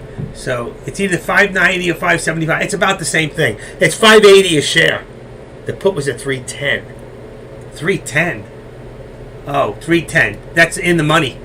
The puts, that's in the money. 765. So it cost you $765 for 100 shares. 100 shares times 7 is 700. So it'll be $760 right now. You see it? 760 on a put.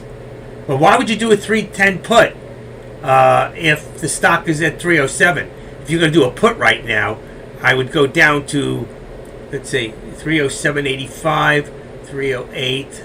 I would be at 306 right here. It would be $600, $605. So I would go right here, just at the money, or just below the money. It's really out of the money, but that would be out of the money as far as the chart. Right there, 610, 615, and it's going up. That means the stock's dropping. And that's what you want, but it's not. The stock is going. It was at 308 before, 307. Does that answer your question? You'd have to open the chart and go to 308, or 310. You want to be in the money or out of the money. It'd be 100 shares, one contract would be $770. This would be $685. This would be $605. But now look at the spread. It's got to go 10 cents. Here, it's got to go 10 cents. They're all 10 cents. All right? That answer your question? And Tesla is a great stock to trade. Right now, I just want to keep my eye on the SPY. SPY is at 1321 and hasn't moved. Okay. Where'd my stock go?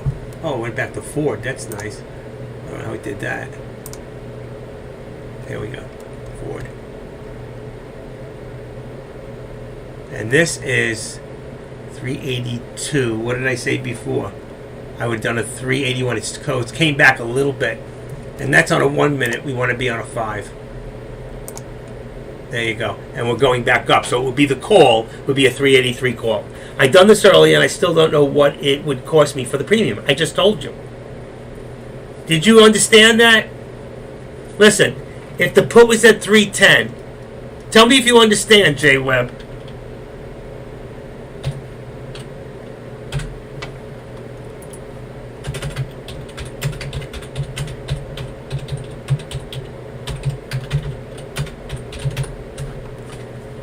Jay Webb. Jay Webb to the center aisle. Jay Webb. If it was 310, I believe. Yeah, I'll show you one more time because you're not answering me.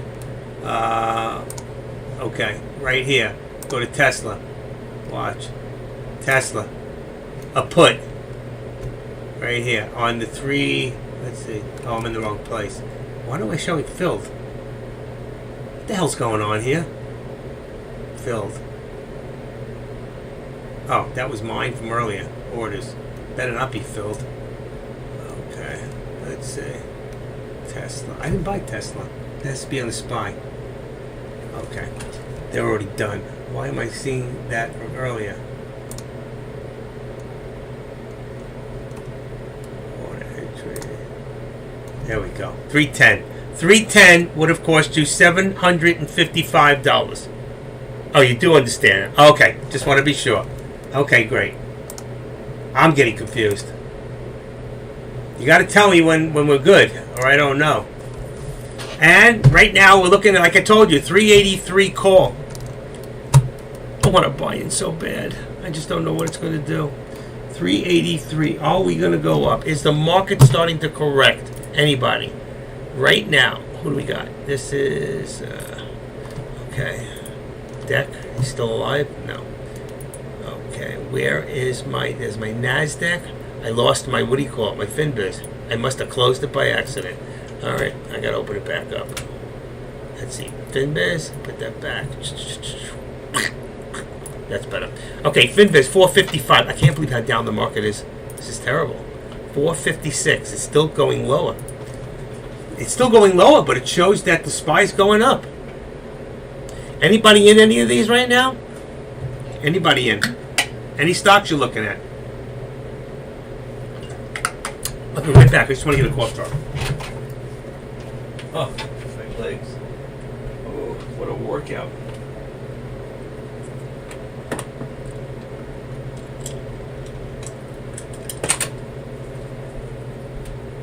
Okay, any questions?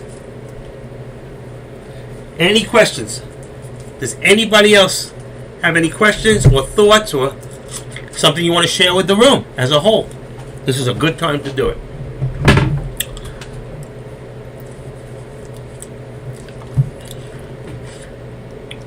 Okay, so right now, it looks like we're still trying to hold up And if we go back to on the chart, you can see my lowest support is no longer. That support's no good anymore. So what we got to do, what I was taught, we go to, where was it? Here. And then we go to the line. Let's see, lowest support. Activate the drawing. Oh, I love this. And pull this down to right there. 382. That's about where it is. 382.10, let's say. Right. Oh, I had it.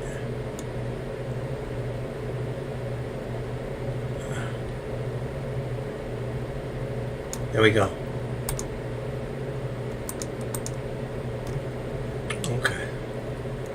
Okay, so there's my lowest support. We've moved it down to 382 and change. Is that right? 382. I thought I put 382.10, but somehow we connect 382. That's fine. Now, our old support is no longer.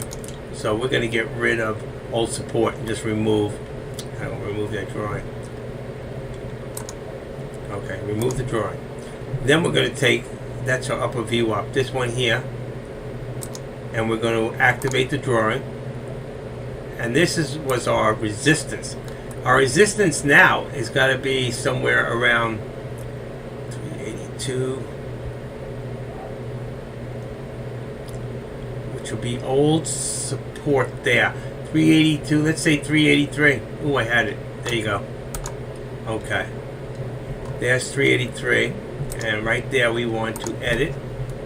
Red on the right. And this will be resistance. Oh, I love that new drawing thing. Man, I love you for that. Okay. Another thing I just realized, and I didn't do it, but watch this.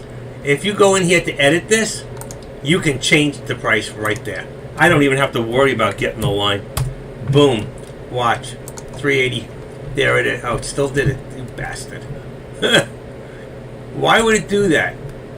Edit the properties. It says 383. Value 383. On the right, say OK. It says 383.09. Is that right? Or is that? This is right here. Okay, that's got to be right. And then my lowest support is, I want to just say 382. We got $1 because the way this stock moves, there's my lowest support, there's my resistance at this point. The question is what it's going to do. I love the fact that he taught me how to move those lines. That is like, wow, what a plus. It makes it so much easier. Now, also at this point, our lines here are not right anymore because they're not going to line up. So I'm going to remove my drawings. Deck leaves a lower for the day. I think he changes it. I've watched them, so I'm going to remove them.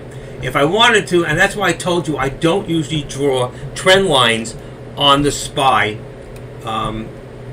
But if I was, I would come from the top right here. Oh, I can't do it this way. Hold on. I got to change this. You got to remember to change it to your trend lines. So you got from here, and then you got to where it's at right now. And there is where our trend line is. As we break up upon that, we're going to break towards resistance, probably at around this price here, around 383. Let's see where it goes. It's got to get above there. So we got our lowest support. We have our resistance. So support, resistance. It's not really lower anymore. It's just low for the day. If you look across the day, that is lower support. Okay. Sorry. There we go. I've been so confused on which way to go because this thing has moved in so many directions all day. It's like, you know what? Is it worth the risk? But tomorrow, you got to be ready. You got to be ready in the morning. You got to have set up certain calls and certain things. And I would put it a little bit further out in both directions. So what I'm trying to say is if we open up tomorrow in the morning, okay, and there's going to be a lot of speculation. We won't know till pre-market. But let's say tomorrow morning we open up at in pre-market around 380, okay? And we're trying to listen. It's going up 382, comes back to 278, and it's going back and forth. What I would do, if I'm going to speculate, that my feeling is that it's going to go down, okay? I could be wrong, but I don't see the economy getting any better. So what I would do is I would have a put ready. If it comes in at 380 in the morning, I'd have a put ready at around 375, okay? And if I think it might go the other way at the last minute, I might have a higher call at about 385. Now, that's all depending on where we open up in pre-market. Okay? Those numbers could change. They could be, but that's the reason I would be further out with both ones, because you're going to need time to catch it if things start happening. So if I need to speculate, and I speculate with, let's say, 1,000 shares, I'm going to be a little further out, so in case it goes the other way, I don't want to lose. And you can't get too jumpy. If I wait till the call, it's going to happen so fast, it could go $20, $30, and I could miss the whole move. And I don't want to do that. So I'm willing to take a certain amount of risk, okay? And the good thing is you can put in, I might go as far as 10% on a stop loss. So I may go further out with a stop loss in both directions. Does that make sense? Anybody else have any other feeling about what they want to do as far as doing a put or a call tomorrow, and when they're going to make that decision? Is going to make that decision around pre-market at around 9 o'clock, between 9 and 9:30? What are you all thinking? Anybody? Is anybody looking at any stocks right now? Is anybody here? 4 people just dropped out of here like so quick. Come on, folks. Tell me what's going on. Huh? What are you thinking?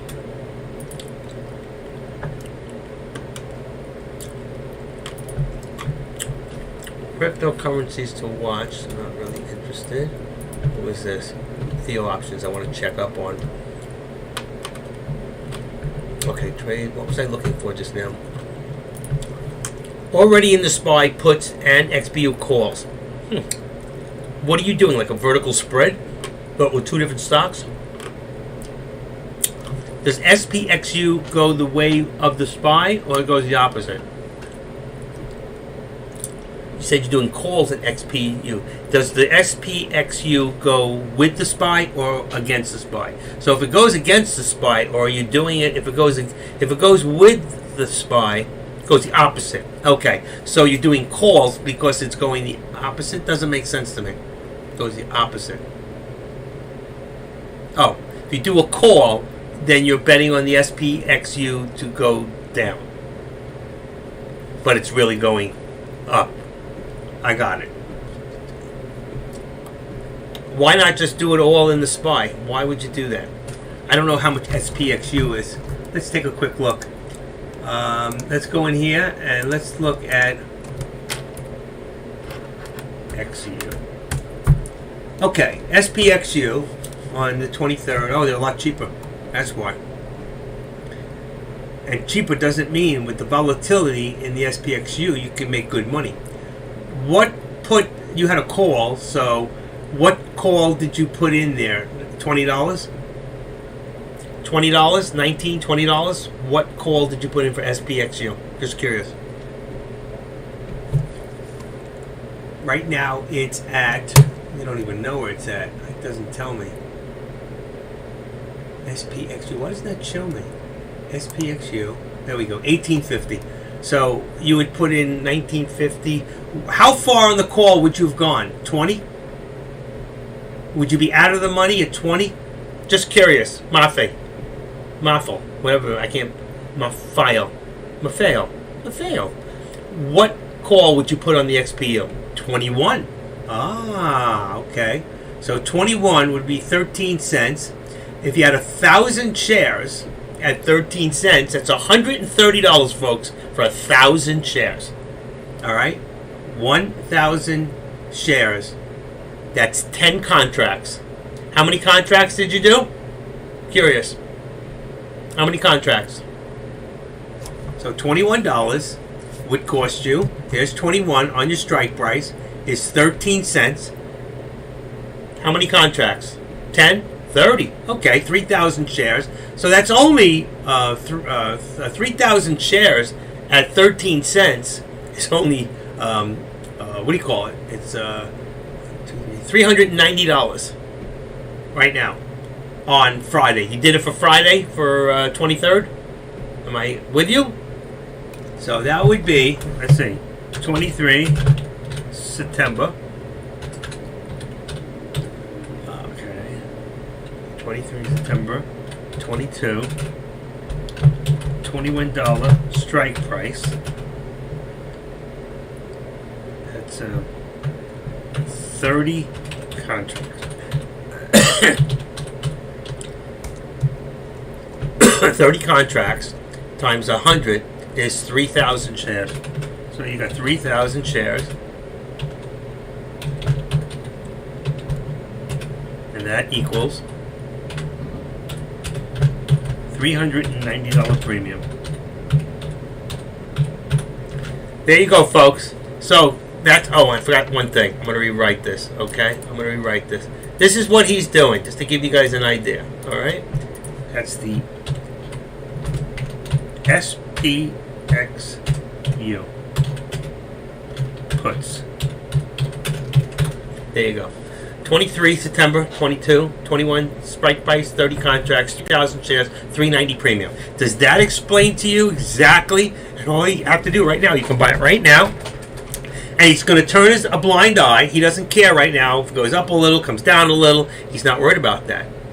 Calls. Oh, you're right. Sorry, I put the wrong thing down. Hold on. Hold on. Thank you. Hold on. You already said that, so I'm going to erase that. Delete message. Okay. Calls. There you go. Right, because the SPXU goes the opposite of the SPY. So that's why he's doing calls, because it's going the opposite way. He's also doing puts on the SPY. So that'd be 23 September, 22. Now let's go look at the SPY real quick. All right. So I'm going to assume. Let's see what I think he's doing. All right. And the 23rd. Let's get rid of the positions here. 23rd. Let's look, and he's doing a put. So I'm going to say he's looking around 375. Bring the price down. Am I right? So I'm going to say around $375. And how many contracts you doing on that? And I forgot about for now. And I forget about it. Yeah, I said you forget about it. So 375 strike price on the SPY, or you're going lower. Anyway, if it was 375, would be $2.84 a share times even 30 contracts on this. 30 contracts. That's 3,000 shares. Okay, so you got 3,000 shares. Did you say 30 contracts? 22 strike price times 3,000. Oh shoot! What did I do? $3 and what did I say? Oh, it's 286 times 286. Okay, is $8,000. So if you did 30 contracts, would be 2,000. What did I do with it? Oh shit! I think $856. I may be wrong. I gotta try that again. 30. There is 8,580. 8,000. Is that right? What did I just have? 8,580.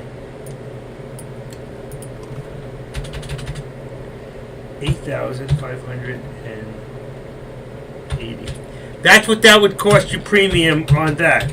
If you bought the SPY puts on the 23rd, 375 strike price, 284 share, 30 contracts, that's 3,000 shares, okay? 30 contracts is 3,000 shares. And I'm going to rewrite this one more time. So you got premium 30 contracts times $2 and what did I say? $2. It just went up, but I'm going to just say 285 because that's what I did it before. At $2 and I'll put the 88. Okay, equals. So 288. Let's see, times 3,000. Let's just see real quick. 288 times 3,000. $2.88 times 3,000 equals 86.40. See, it just went up. It's going up. 86.40. Okay, there you go. I'm going to take this other one down because it's going up right now. So just to give you an idea, if you do the puts on the SPY, He did 375 strike price at 284. It went up. It's 288 now. So I should have changed that. It's 288. I did. I changed it. It's 288 a share. The price keeps changing, so you got to remember that. 288.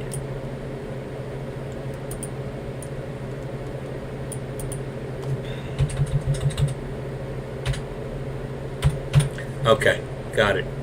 Now it's all right. Okay, so you put out 8,600 on one. He puts out 390 on the other because it's a much cheaper stock. And if the SPY should drop even $10, okay, then he could actually make close to 3,000 on that one. 30 contracts, 3,000 shares times 10,000 is 30,000, I think.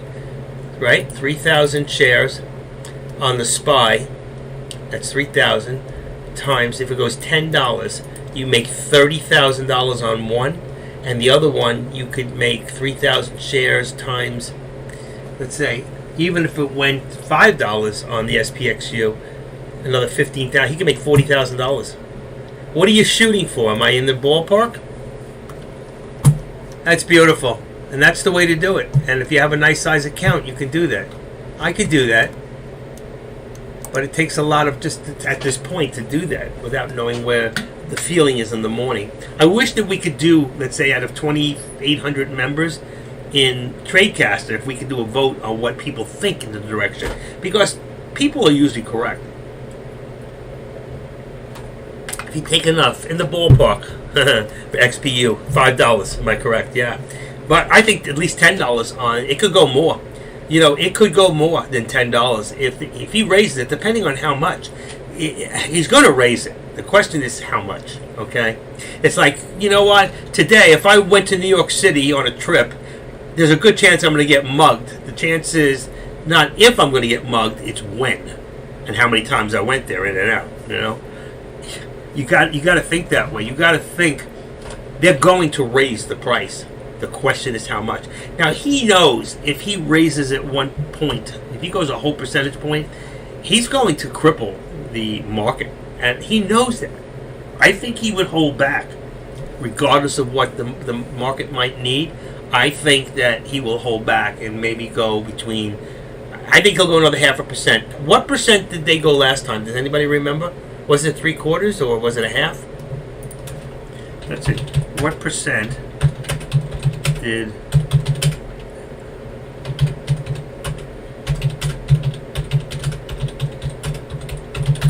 okay 75. That's right. Federal raised interest rates 0.75 to fight inflation.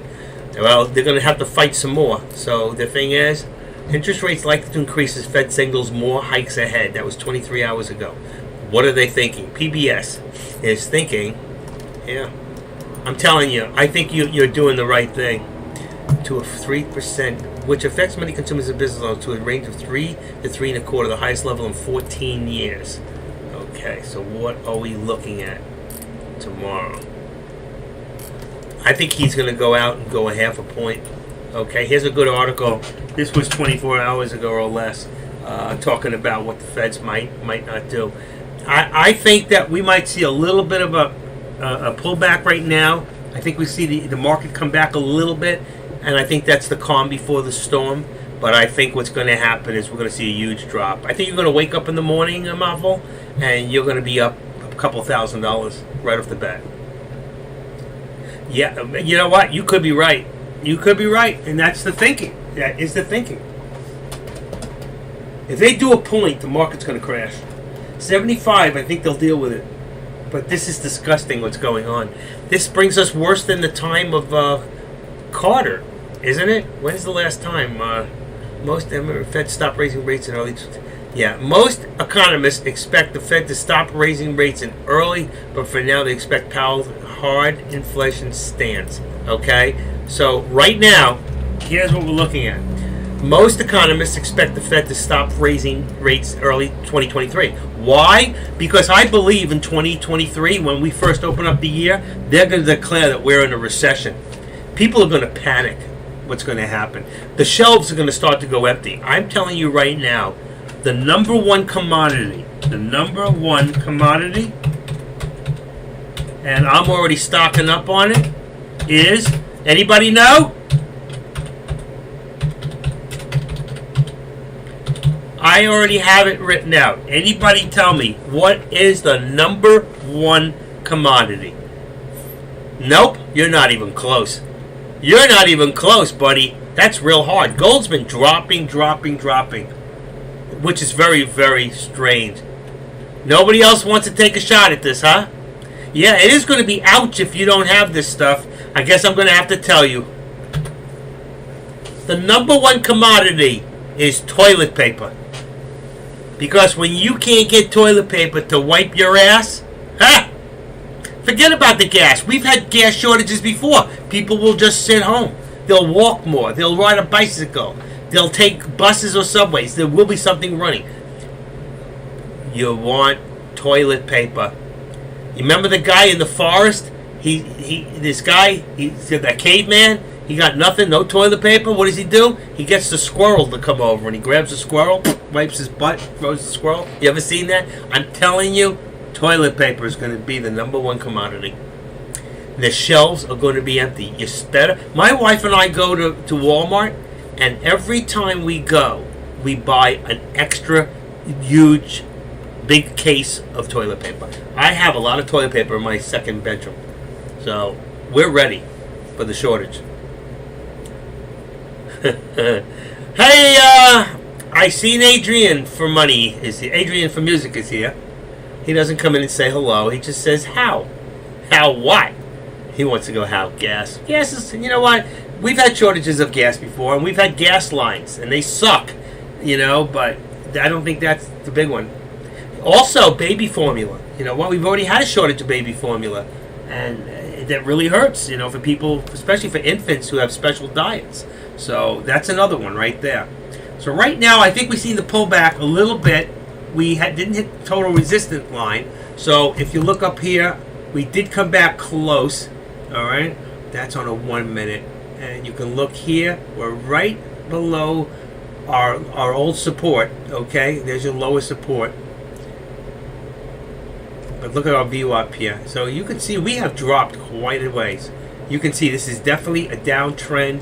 And look at this, 381. We're already there.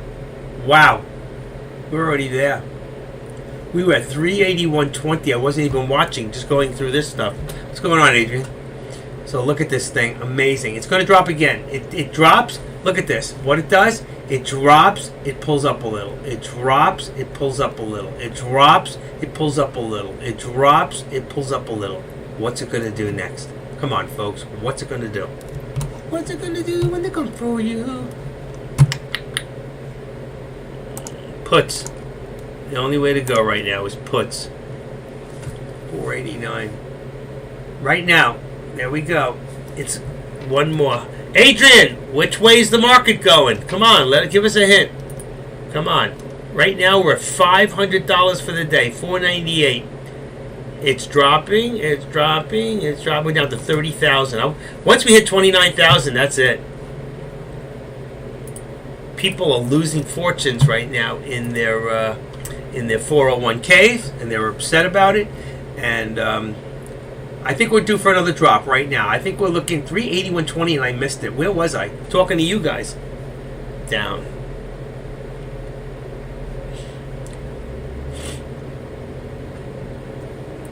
I know, and right now, Adrian, is a very good time. If you look back up there, one of the guys in this room just bought, I'm going to put it back up there, what he bought for tomorrow. He bought puts in one, and he bought calls in this. And this is what's going on. Hold on.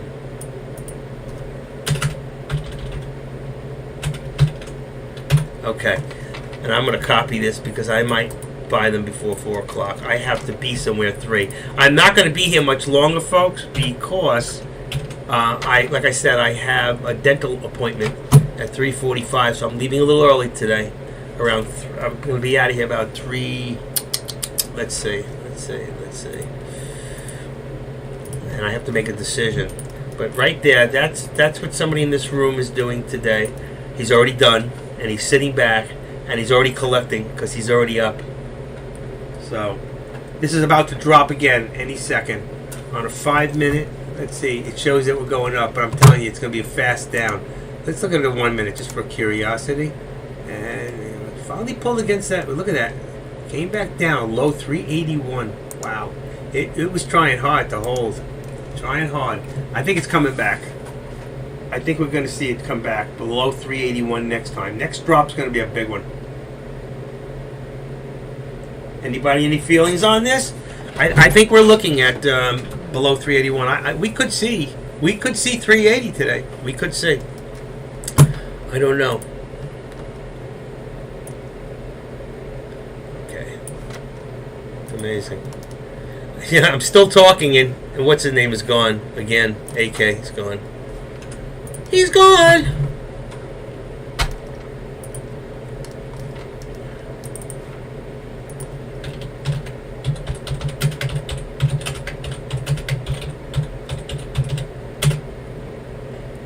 Still live on options. Trying to make a living. Taking what they're giving. 362. Alright, here's a question. Is there anybody here who still has not signed up for my live stream for free? It's free. It says paid, but it's not to you. You don't ever have to pay to come in here. If there's anybody in here who has not subscribed to my live stream, please, when you get a chance, go here to the lobby, go up to the top, all right, where you see, in mine, it says, let's see, hold on, desktop, here.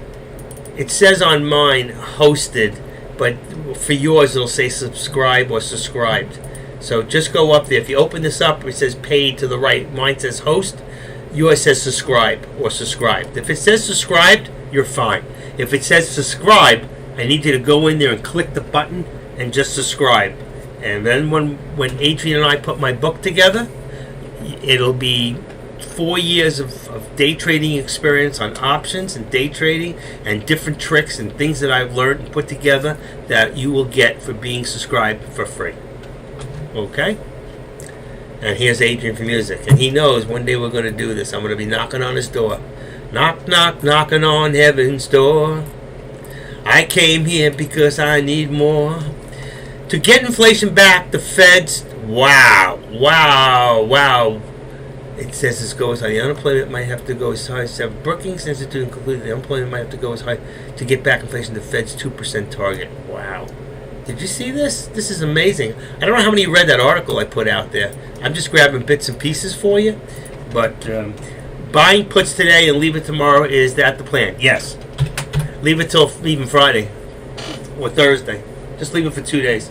Watch the SPY go down. Real drastic. Or just wait till you get it. If you buy right now, and by the way, you remember we talked about, Adrian, about what I talked about the other day? About Taylor doing that thing? I've spoken to about 3 or 4 experienced traders who told me I am spot on, and they agree 100% that if he's going to put the kind of money he's putting, he should just put it into options, because if he really believes it's going to go that direction, he would make 10 times what he would make. But he doesn't really understand options as well. He was a stock trader for 25 years and never did options, as far as I know. Anyway, here we go back to 381. We are pulling back a little. We just went from 380 to 28 or something, and it's starting to pull back, folks. What are we going to do here? What are we going to do? Are you going to day trade tomorrow as well? I'm going to probably do puts. Exactly. You got it. I'm thinking about doing it now. This is a good time right now to do a put, even 5. Do what you feel comfortable. But I gave you a good scenario thanks to Mafer, what he's doing, and it's perfect. Puts on the SPY, puts on, what do you call it? Yeah, I'll post it one more time because it's going to get lost and buried. But this is a good scenario. Now, you may not be able to afford that amount of money. You may not have $390 and $8,000. That's $9,000. But you can do it in proportion to that. okay, for what you can afford, and pray that it does happen. And put a stop loss in if you have to. But I would put a little higher stop loss so you don't get stopped out right now. You don't want to get stopped out. Holding puts through FOMC meeting. Yeah, you're going to hold it till after the meeting. That's right. And right now, I've been here since, let's see, because I lost you guys before. 11:16 this morning, 12, 1:16, 2:16. I've been 3 hours. That's what I said I was going to do today. So we're at 3 hours right now. Okay, since I've been on, I'm going to go to probably around 2:30 because I got to get ready. I have a dentist appointment. I hate to go in there dirty or sweaty, so I always like to take a shower before I go. You know, 386. Okay, let's copy that. I'm doing the same thing for you guys, and then I'm going to decide what I want to do. Holding puts through the FOMC. See what I want to buy now and how much risk I'm willing to take. You know, I have the money to do exactly what he did, and truthfully, I was looking at more at this. Because I really think that they're going to go at least 3/4 of a point. And if they do, or a point, I was thinking this originally. 355 is 14 cents. That's what it was. Buy 100,000 shares, 1,000 contracts, $14,000. If the feds raise a whole percent and the SPY drops to $30, you make $3 million. If it drops $20, you make $2 million. If it drops $10, you make $1 million on 1,000 contracts. So the question is, how much risk would you be willing to risk $14,000 to make between $500,000 and $3 million? That's what you're doing. The question is, are you willing? Look at this thing pulling back, just like I said. See, 381.20, 382.20. You should have grabbed this thing. Okay, who wants me? Explode. I don't want that.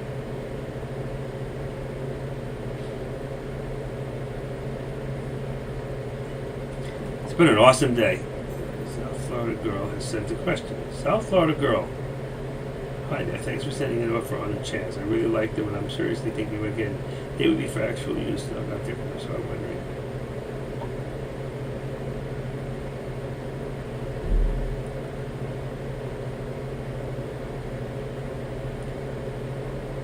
I live it off the website. I can come.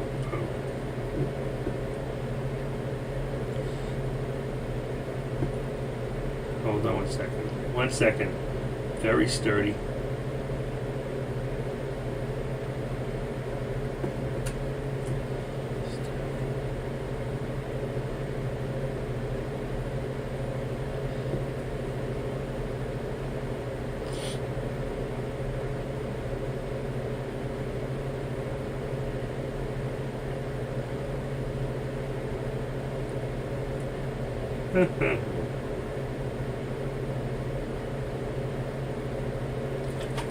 Give me 1 second, folks. I gotta do something real quick. This is important.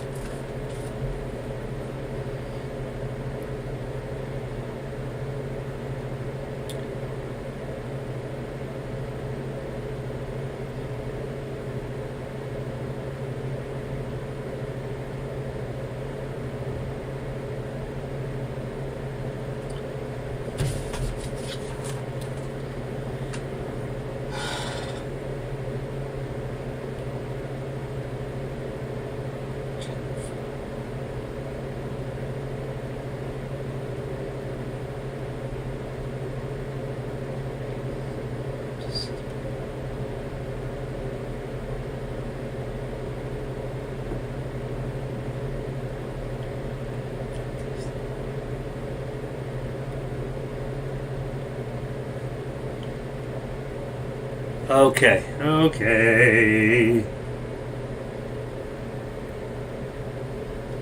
Excellent.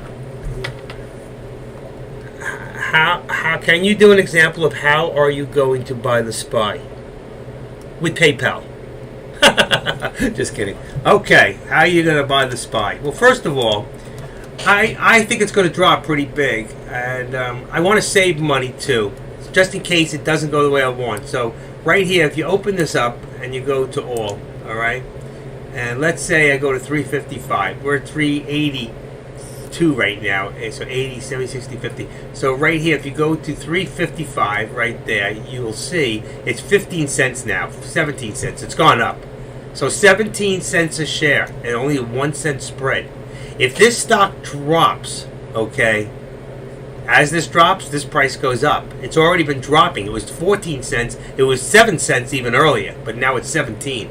But this stock, all right, if you want it really cheap, 17 cents. You take 17 cents, okay, and right now, you say I have $3,000, okay? Divide that by 0.17. That's what it costs right now for a put. That's 17,000 shares. It's more, 17.6. So even 15,000 shares, okay? If you take 15,000 shares, all right, 15,000 shares times 0.17, it will cost you $2,550. 15,000 shares. If this stock only goes down $5, you'll make yourself close to let's see, times $5, and I think it'll go more, $12,000. So for $2,500, you can make yourself 20 of that. Okay, if you have a big account and you're willing to go for it, 100,000 shares. It was 14 cents. Now it's 17.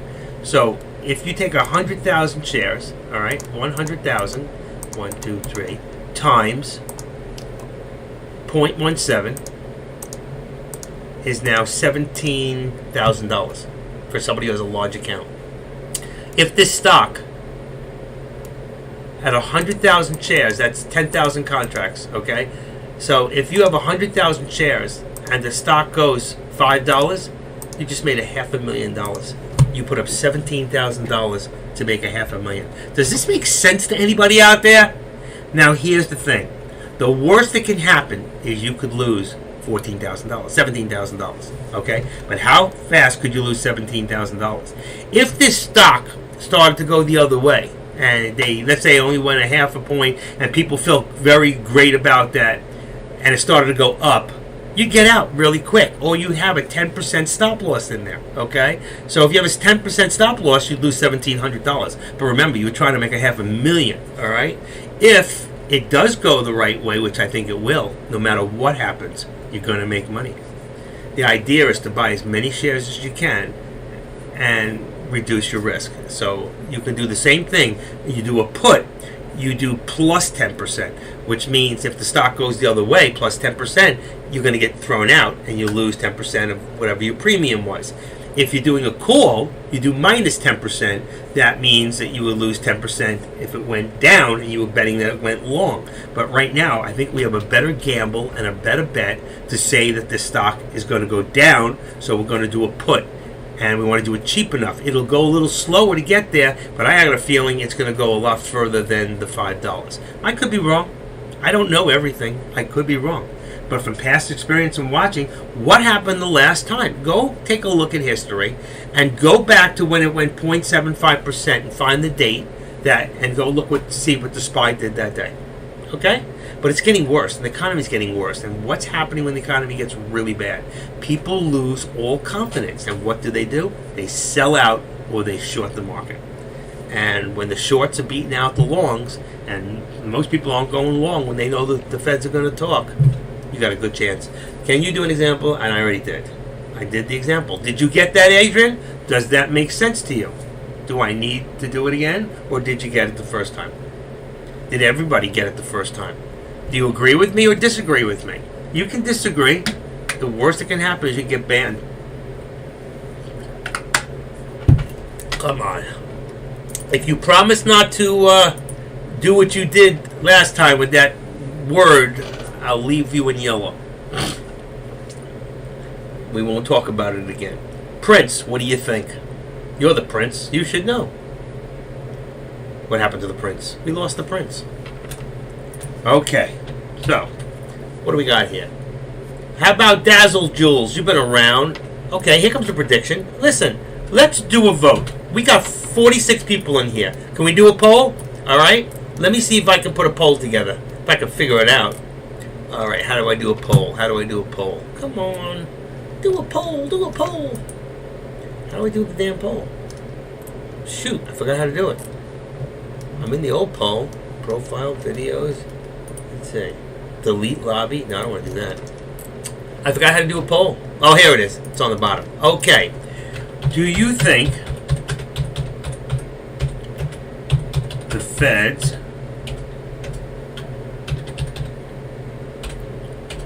the feds, are going to raise interest rates greater than 0.50 to 0.75% and cause SPY and S&Ps to drop drastically?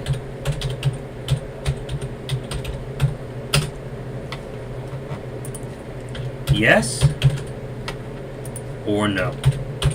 So yes means market going down. No means market stays the same or goes up. We got 46 people in here. All right. I lost my poll. Where is it? Oh, shoot. I lost the whole damn thing. Okay. Yes goes up. No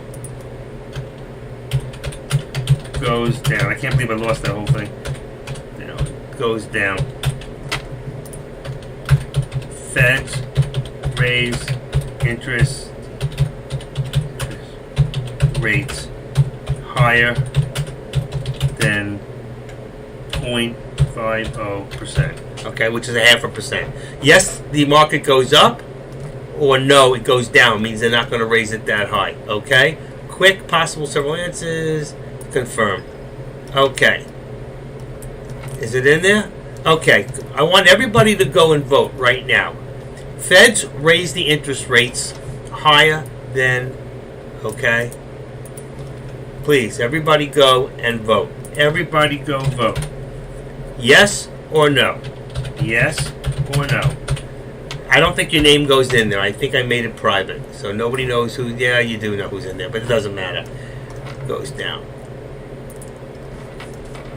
Let's see what we got. Keep going. Keep going. It's only how many people? We got, are you serious, Adrian? 1, 2, 3, 4, 5, 6. He changed. Adrian. How could you vote twice? How could you vote twice? You're playing with me. Wow. That many people. That was the funniest thing I ever saw. You people are funny. You're funny. We got 50 people in here right now, folks. There's a poll up there. I want everybody to go vote. Please, go vote. We're going to leave it open a little bit. Come on, go vote. Go vote. Go vote. One more minute, and then we get our answer. I think we already know it, but let's see. 100% say... Oh, stop it. Come on, I'll get you caught in the middle. Come on. Come on. All right, going once. Going twice. Don't get caught with your pants down. Okay. That's it, because you guys are playing with me now. 100%. Biden. Yeah, you got that right, Boise Ugly. How many people here, how many traders will admit they voted for this fool? How many traders will admit they voted for this fool? Anybody? I know who you voted for. You voted for your wife. And she wins every time. Okay.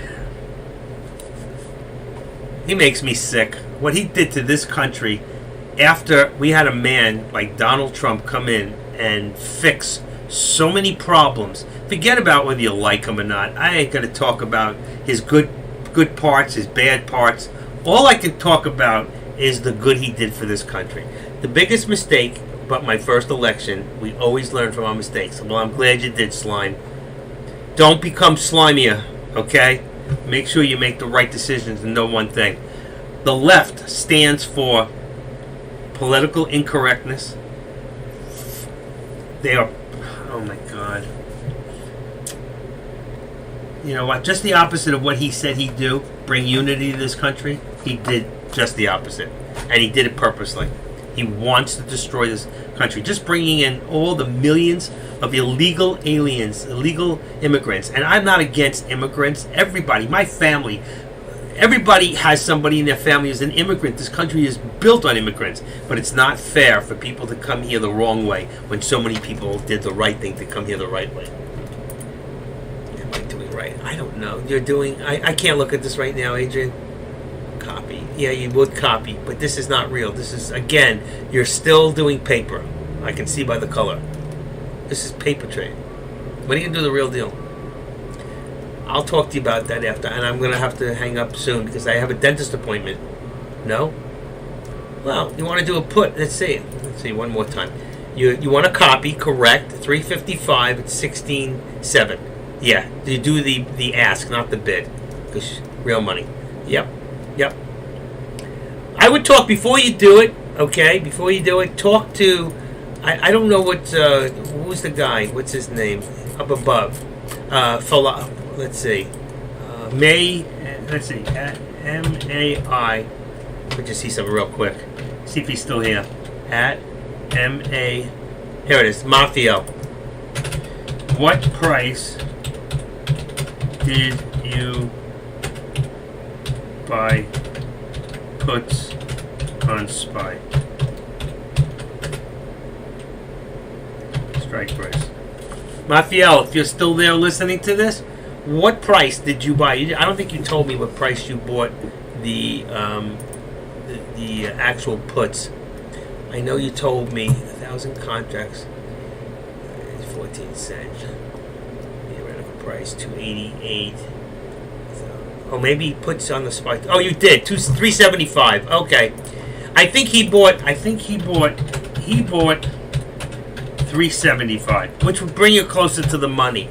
If you buy the 375, you're going to have to buy less. So 100 shares will cost you 30. Let's see. Oh, I don't know what it is. 375. Let's go take a quick look. Instead of 355, it's going to grow slower. All right, the other way.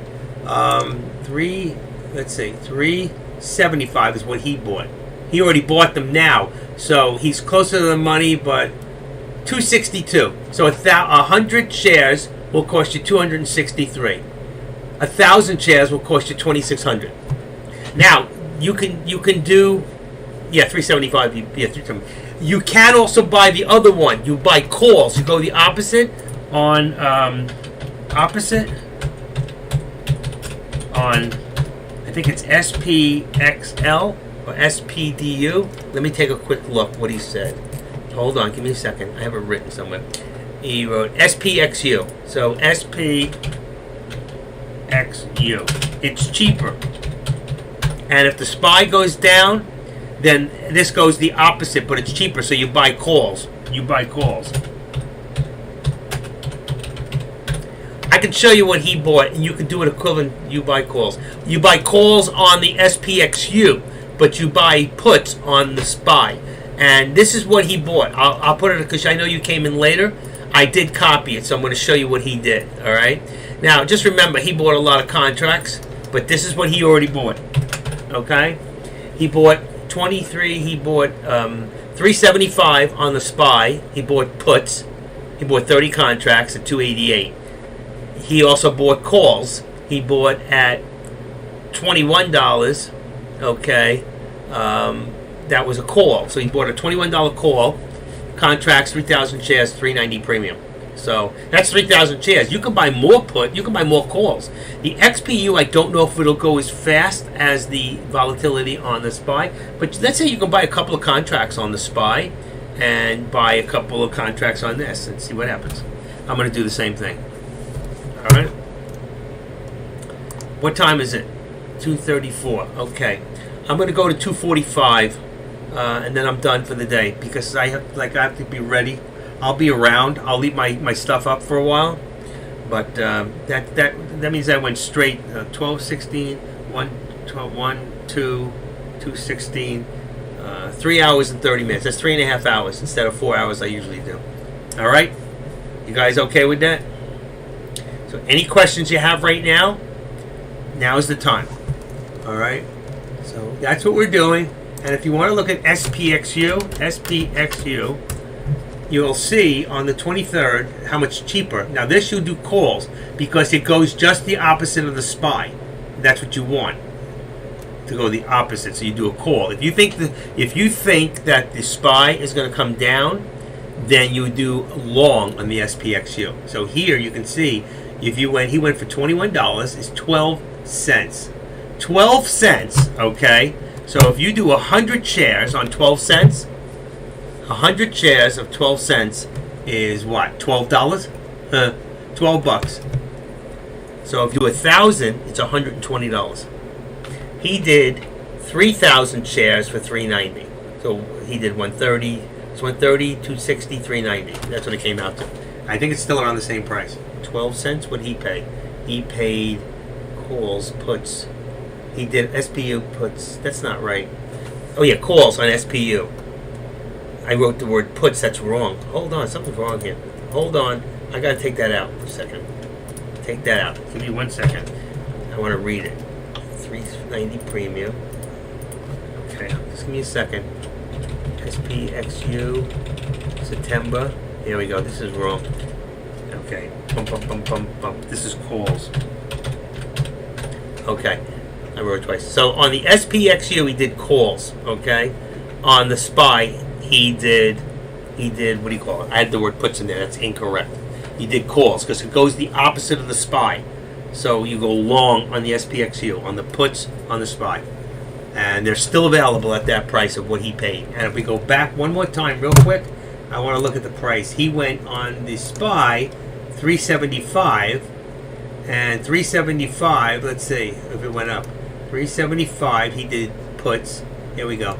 Puts. It's gone up a little. 267. Oh, he paid. Actually, it's a better price now. It's 269, 270. So it's actually gone. Puts. If he paid 288, it's actually he's down a little bit, but that won't be for long. It's going to go back up again. As the stock goes down, that price will go up. And right now, you see the stock starting to come down. So he bought it at a low, but he's not worried about it. He's not even looking at it because he knows tomorrow. Thank you, Mafio. I changed it. He knows that tomorrow it's going to be a whole different ballpark, and we probably might be looking at real easy. I bet you in pre-market we're looking at less than 380, 378, and then he'll be in the money, regardless. So, got to make a decision before 4 o'clock. So think about it. Be careful. Don't risk more than you can afford to lose. If you don't put in a stop loss now because you don't want to get stomped out because of all the volatility, then you can wait till tomorrow. I don't think it's going to change that much today, to be honest. If anything else, I think the price of the stock will drop, and there it goes again. And if it does drop, then you'll be making money. Okay? So right now, again, it's cheaper now than what he paid for it. 375 will put you closer to the money. I kind of like that better than the 355. So 375 right now is 274, and he paid 288. So right now you'd be 14 cents ahead on each share. But he doesn't care about that. That's what? 140 bucks he's down on 3,000. What is that? 144. About, I don't know, $300, $400. But it's not a lot when you're thinking about what you're going to make on this deal. And when they hear when the feds announce, and if they come out and they announce, and we don't know, nobody knows, they're going to announce that they're going to raise the interest rates. The question is how much. If they come out and say 1 point, that market's going to drop so fast. They say 3/4. It's going to drop, but I don't know how fast or how far. Okay? So 48 people in here. I'm going to say good luck to all of you, including myself, because I'm going to take that risk. I need the money. I may wait a little longer just to see which way the chart's going to go. Like right now, I should have bought it right there. You see in here, right there, 390, 383. We're at 3 right now. We're dropping to 382. When it just went up there, that's when you should have grabbed it. When it went up higher, because we're betting on it going lower. Would have been nice if we grabbed it up here. You see up here? I think he must have bought. I don't know where he bought it to get it that price. 382. He got it. He had to get it around 380. Well, it's 382 now. I don't know how he got it at that price. But regardless, okay? And if it's too much for you, remember, you can always go a little bit lower. So instead of 375, you could go to 370. You'll, instead of paying, look, $3 right now, 268 on 370, you'll pay 147. It's only 1 penny spread, but you have to understand. You see this net change 0.96. If I go look at the delta, okay, and I look at the difference between on the delta at 370 is minus 19, at 375 is minus 30. At the money right now, it's about 47. So you can see the closer the money you're at, the more faster you're going to make it. So even if you bought it now, if you have a bigger account, then spend the 460. Okay, what's the difference? Once it goes way below here, you're just making that much more money faster. Okay, a lot of people are afraid. Well, if I buy it right now and it's right here, right at the money, and then it drops down here, do I have to be at the strike price? Or what if I'm at this strike price and it keeps going down lower and lower? That just means you're more in the money. That's all. If you can afford to spend a little more, then do so. If you can't, you want to buy more shares, then go a little bit lower. That's all. It's just going to take a little longer. But we're expecting a huge drop. We're expecting this thing to really, really drop. What's the date? Does anybody know the date of... let me see if I can find it. The date of the interest. Let's see. Fed's calendar for 2022. Here we go. 2000 Reserve Fed calendar. Hold on. For interest rates. Maybe I can find out. Then we can go back. All right, for interest rates, here we go. Let's see if it'll show me. What was the date of the next Federal Reserve meeting? And that should be July 20th. So the last one, press release after July 27th. That might have been the last one. What is the current federal interest rate? It's 225 to 250 right now. I think they're going to bring it up to 3.25. 75 BPS. What time is the Fed announcement? 2 o'clock tomorrow is the announcement. Did the Fed raise rates today? No. Fed raised 7 point. Fed meeting today is live. Fed Reserve raises interest rates by 75 percentage points. Dow. So they already raised it? Did the Feds raise the rates today? It says Federal Reserve raises interest rate by 0.75 a point. What is the Fed interest rates? 223. See, they're also likely to signal additional increases in 223, perhaps as high as 4.5%. Folks, this thing in the long run, look at there is the drop. There's the drop. See, I announced it and it went down. Jeez, unbelievable. Look at this. Look at the drop just now. 381.55. I don't know what to do. 381. Let me see something. Hold on. Let me go back to here and let me change this. Okay. To 375. Okay, that's $2.81. It just keeps dropping. This is amazing. I'm missing out. Missing the show. 275, 380. Oh, it just went back up? But that was quick. What did I just look at? Wow. So it dropped. I missed it. Then it went back. It went to 380. Didn't it just go to 382.50? That's what it was. Lower. 382.20. So we're back up again. Okay, so it went up. 82.50. 382.50, and 375 is 266. So he's down. It went up a little bit. 267, 266. What do I'm showing? 266, 375. Wow, scary stuff. All right, who else is in? Paik Pumps. What's that? Paik Pumps. Damn, I just sold, but I'm paper trading. Oh, okay. Why'd you do that? Fake pumps. Fake pumps. Yeah, I saw that. 382.20. Oh, there. Look at that. 38. Just went 20, 30 cents right there. Boom. That's what I saw. Oop, oop, oop, oop, oop, oop. Price is dropping. Price is dropping.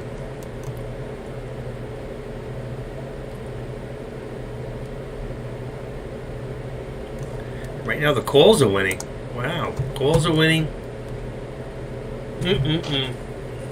But I still think that this might be, right now, 382.50. This is a good price. This is a good price. We're down to 252. That's 30 cents, 36 cents less than he paid for it. Now, you see the resistance? Take a look at my chart.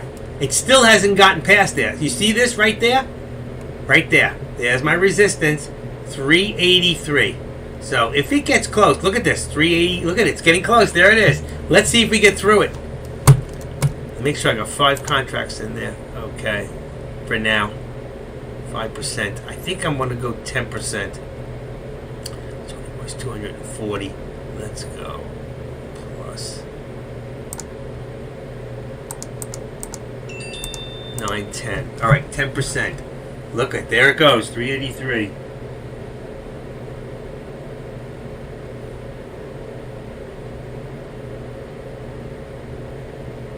Here's my dentist reminding me I got an appointment. 3:45.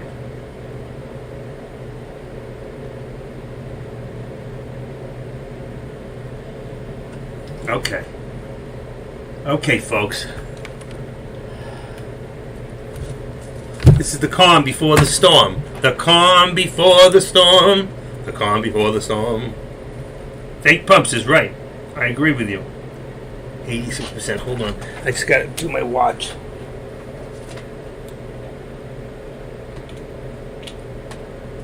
Okay.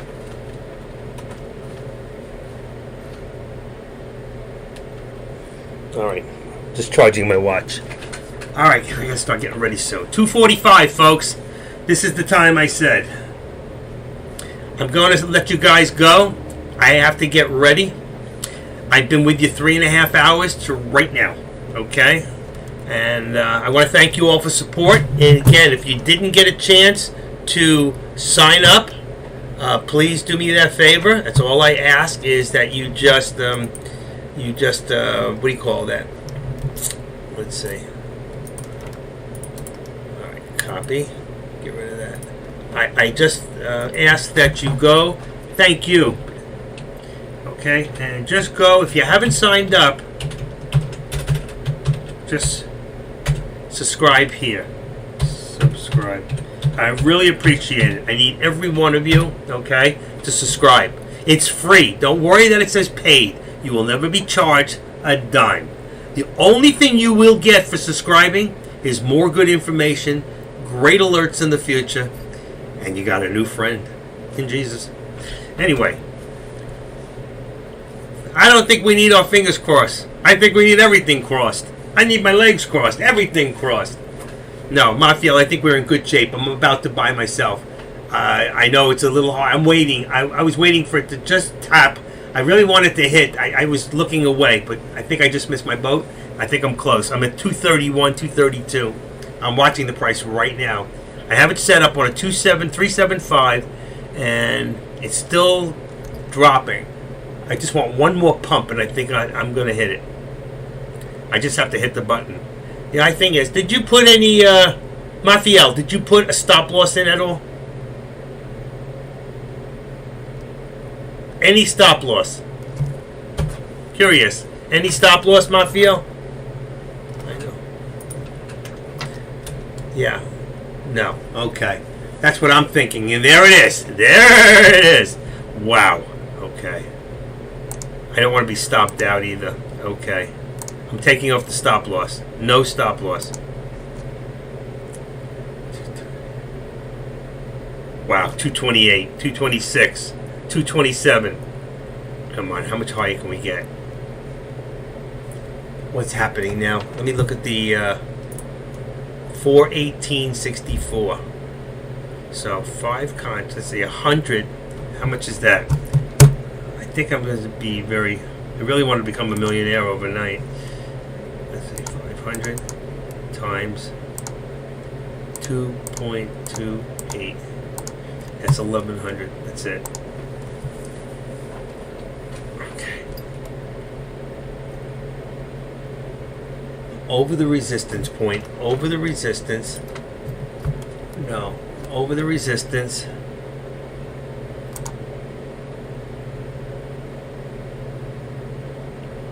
Didn't buy. What happened? I'm in. All right. I'm in. I'm in. It took a little long to fill.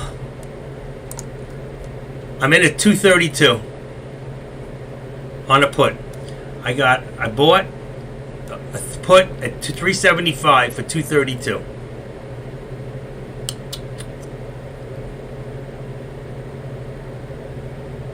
I'm going down. I'm losing my money.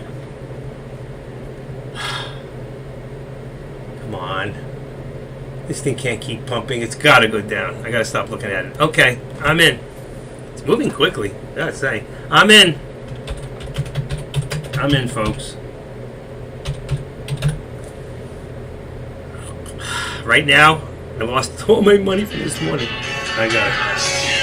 Hold on, folks. My wife.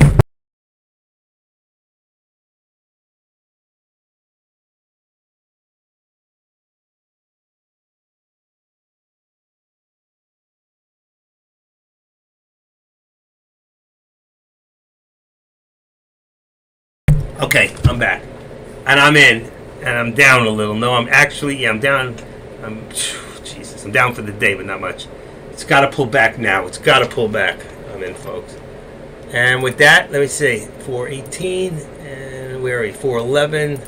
Okay, let me get rid of this one here. Is him. I'm going to go by, because I got to start getting ready to go. Adrian.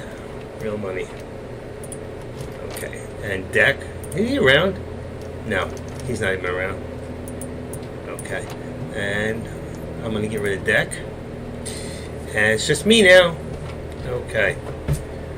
And with that, folks, what am I in anyway? What did I say? I'm in at 232. And right now it's at 232. I'm actually just about, I'm down a few pennies. But I think we're going to see a big pullback really soon. All right, folks, with that, I'm going to say goodbye. I must get ready. My dentist appointment, my wife's on the way. I got to get dressed, get into a car, and I got to go. So I love you all. Thank you, and I'll see you tomorrow. I might be live tomorrow, all right? This is a very special day. But I want to thank you all. Have a good evening. And thanks for the support. And if you haven't subscribed, please do so now. Bye.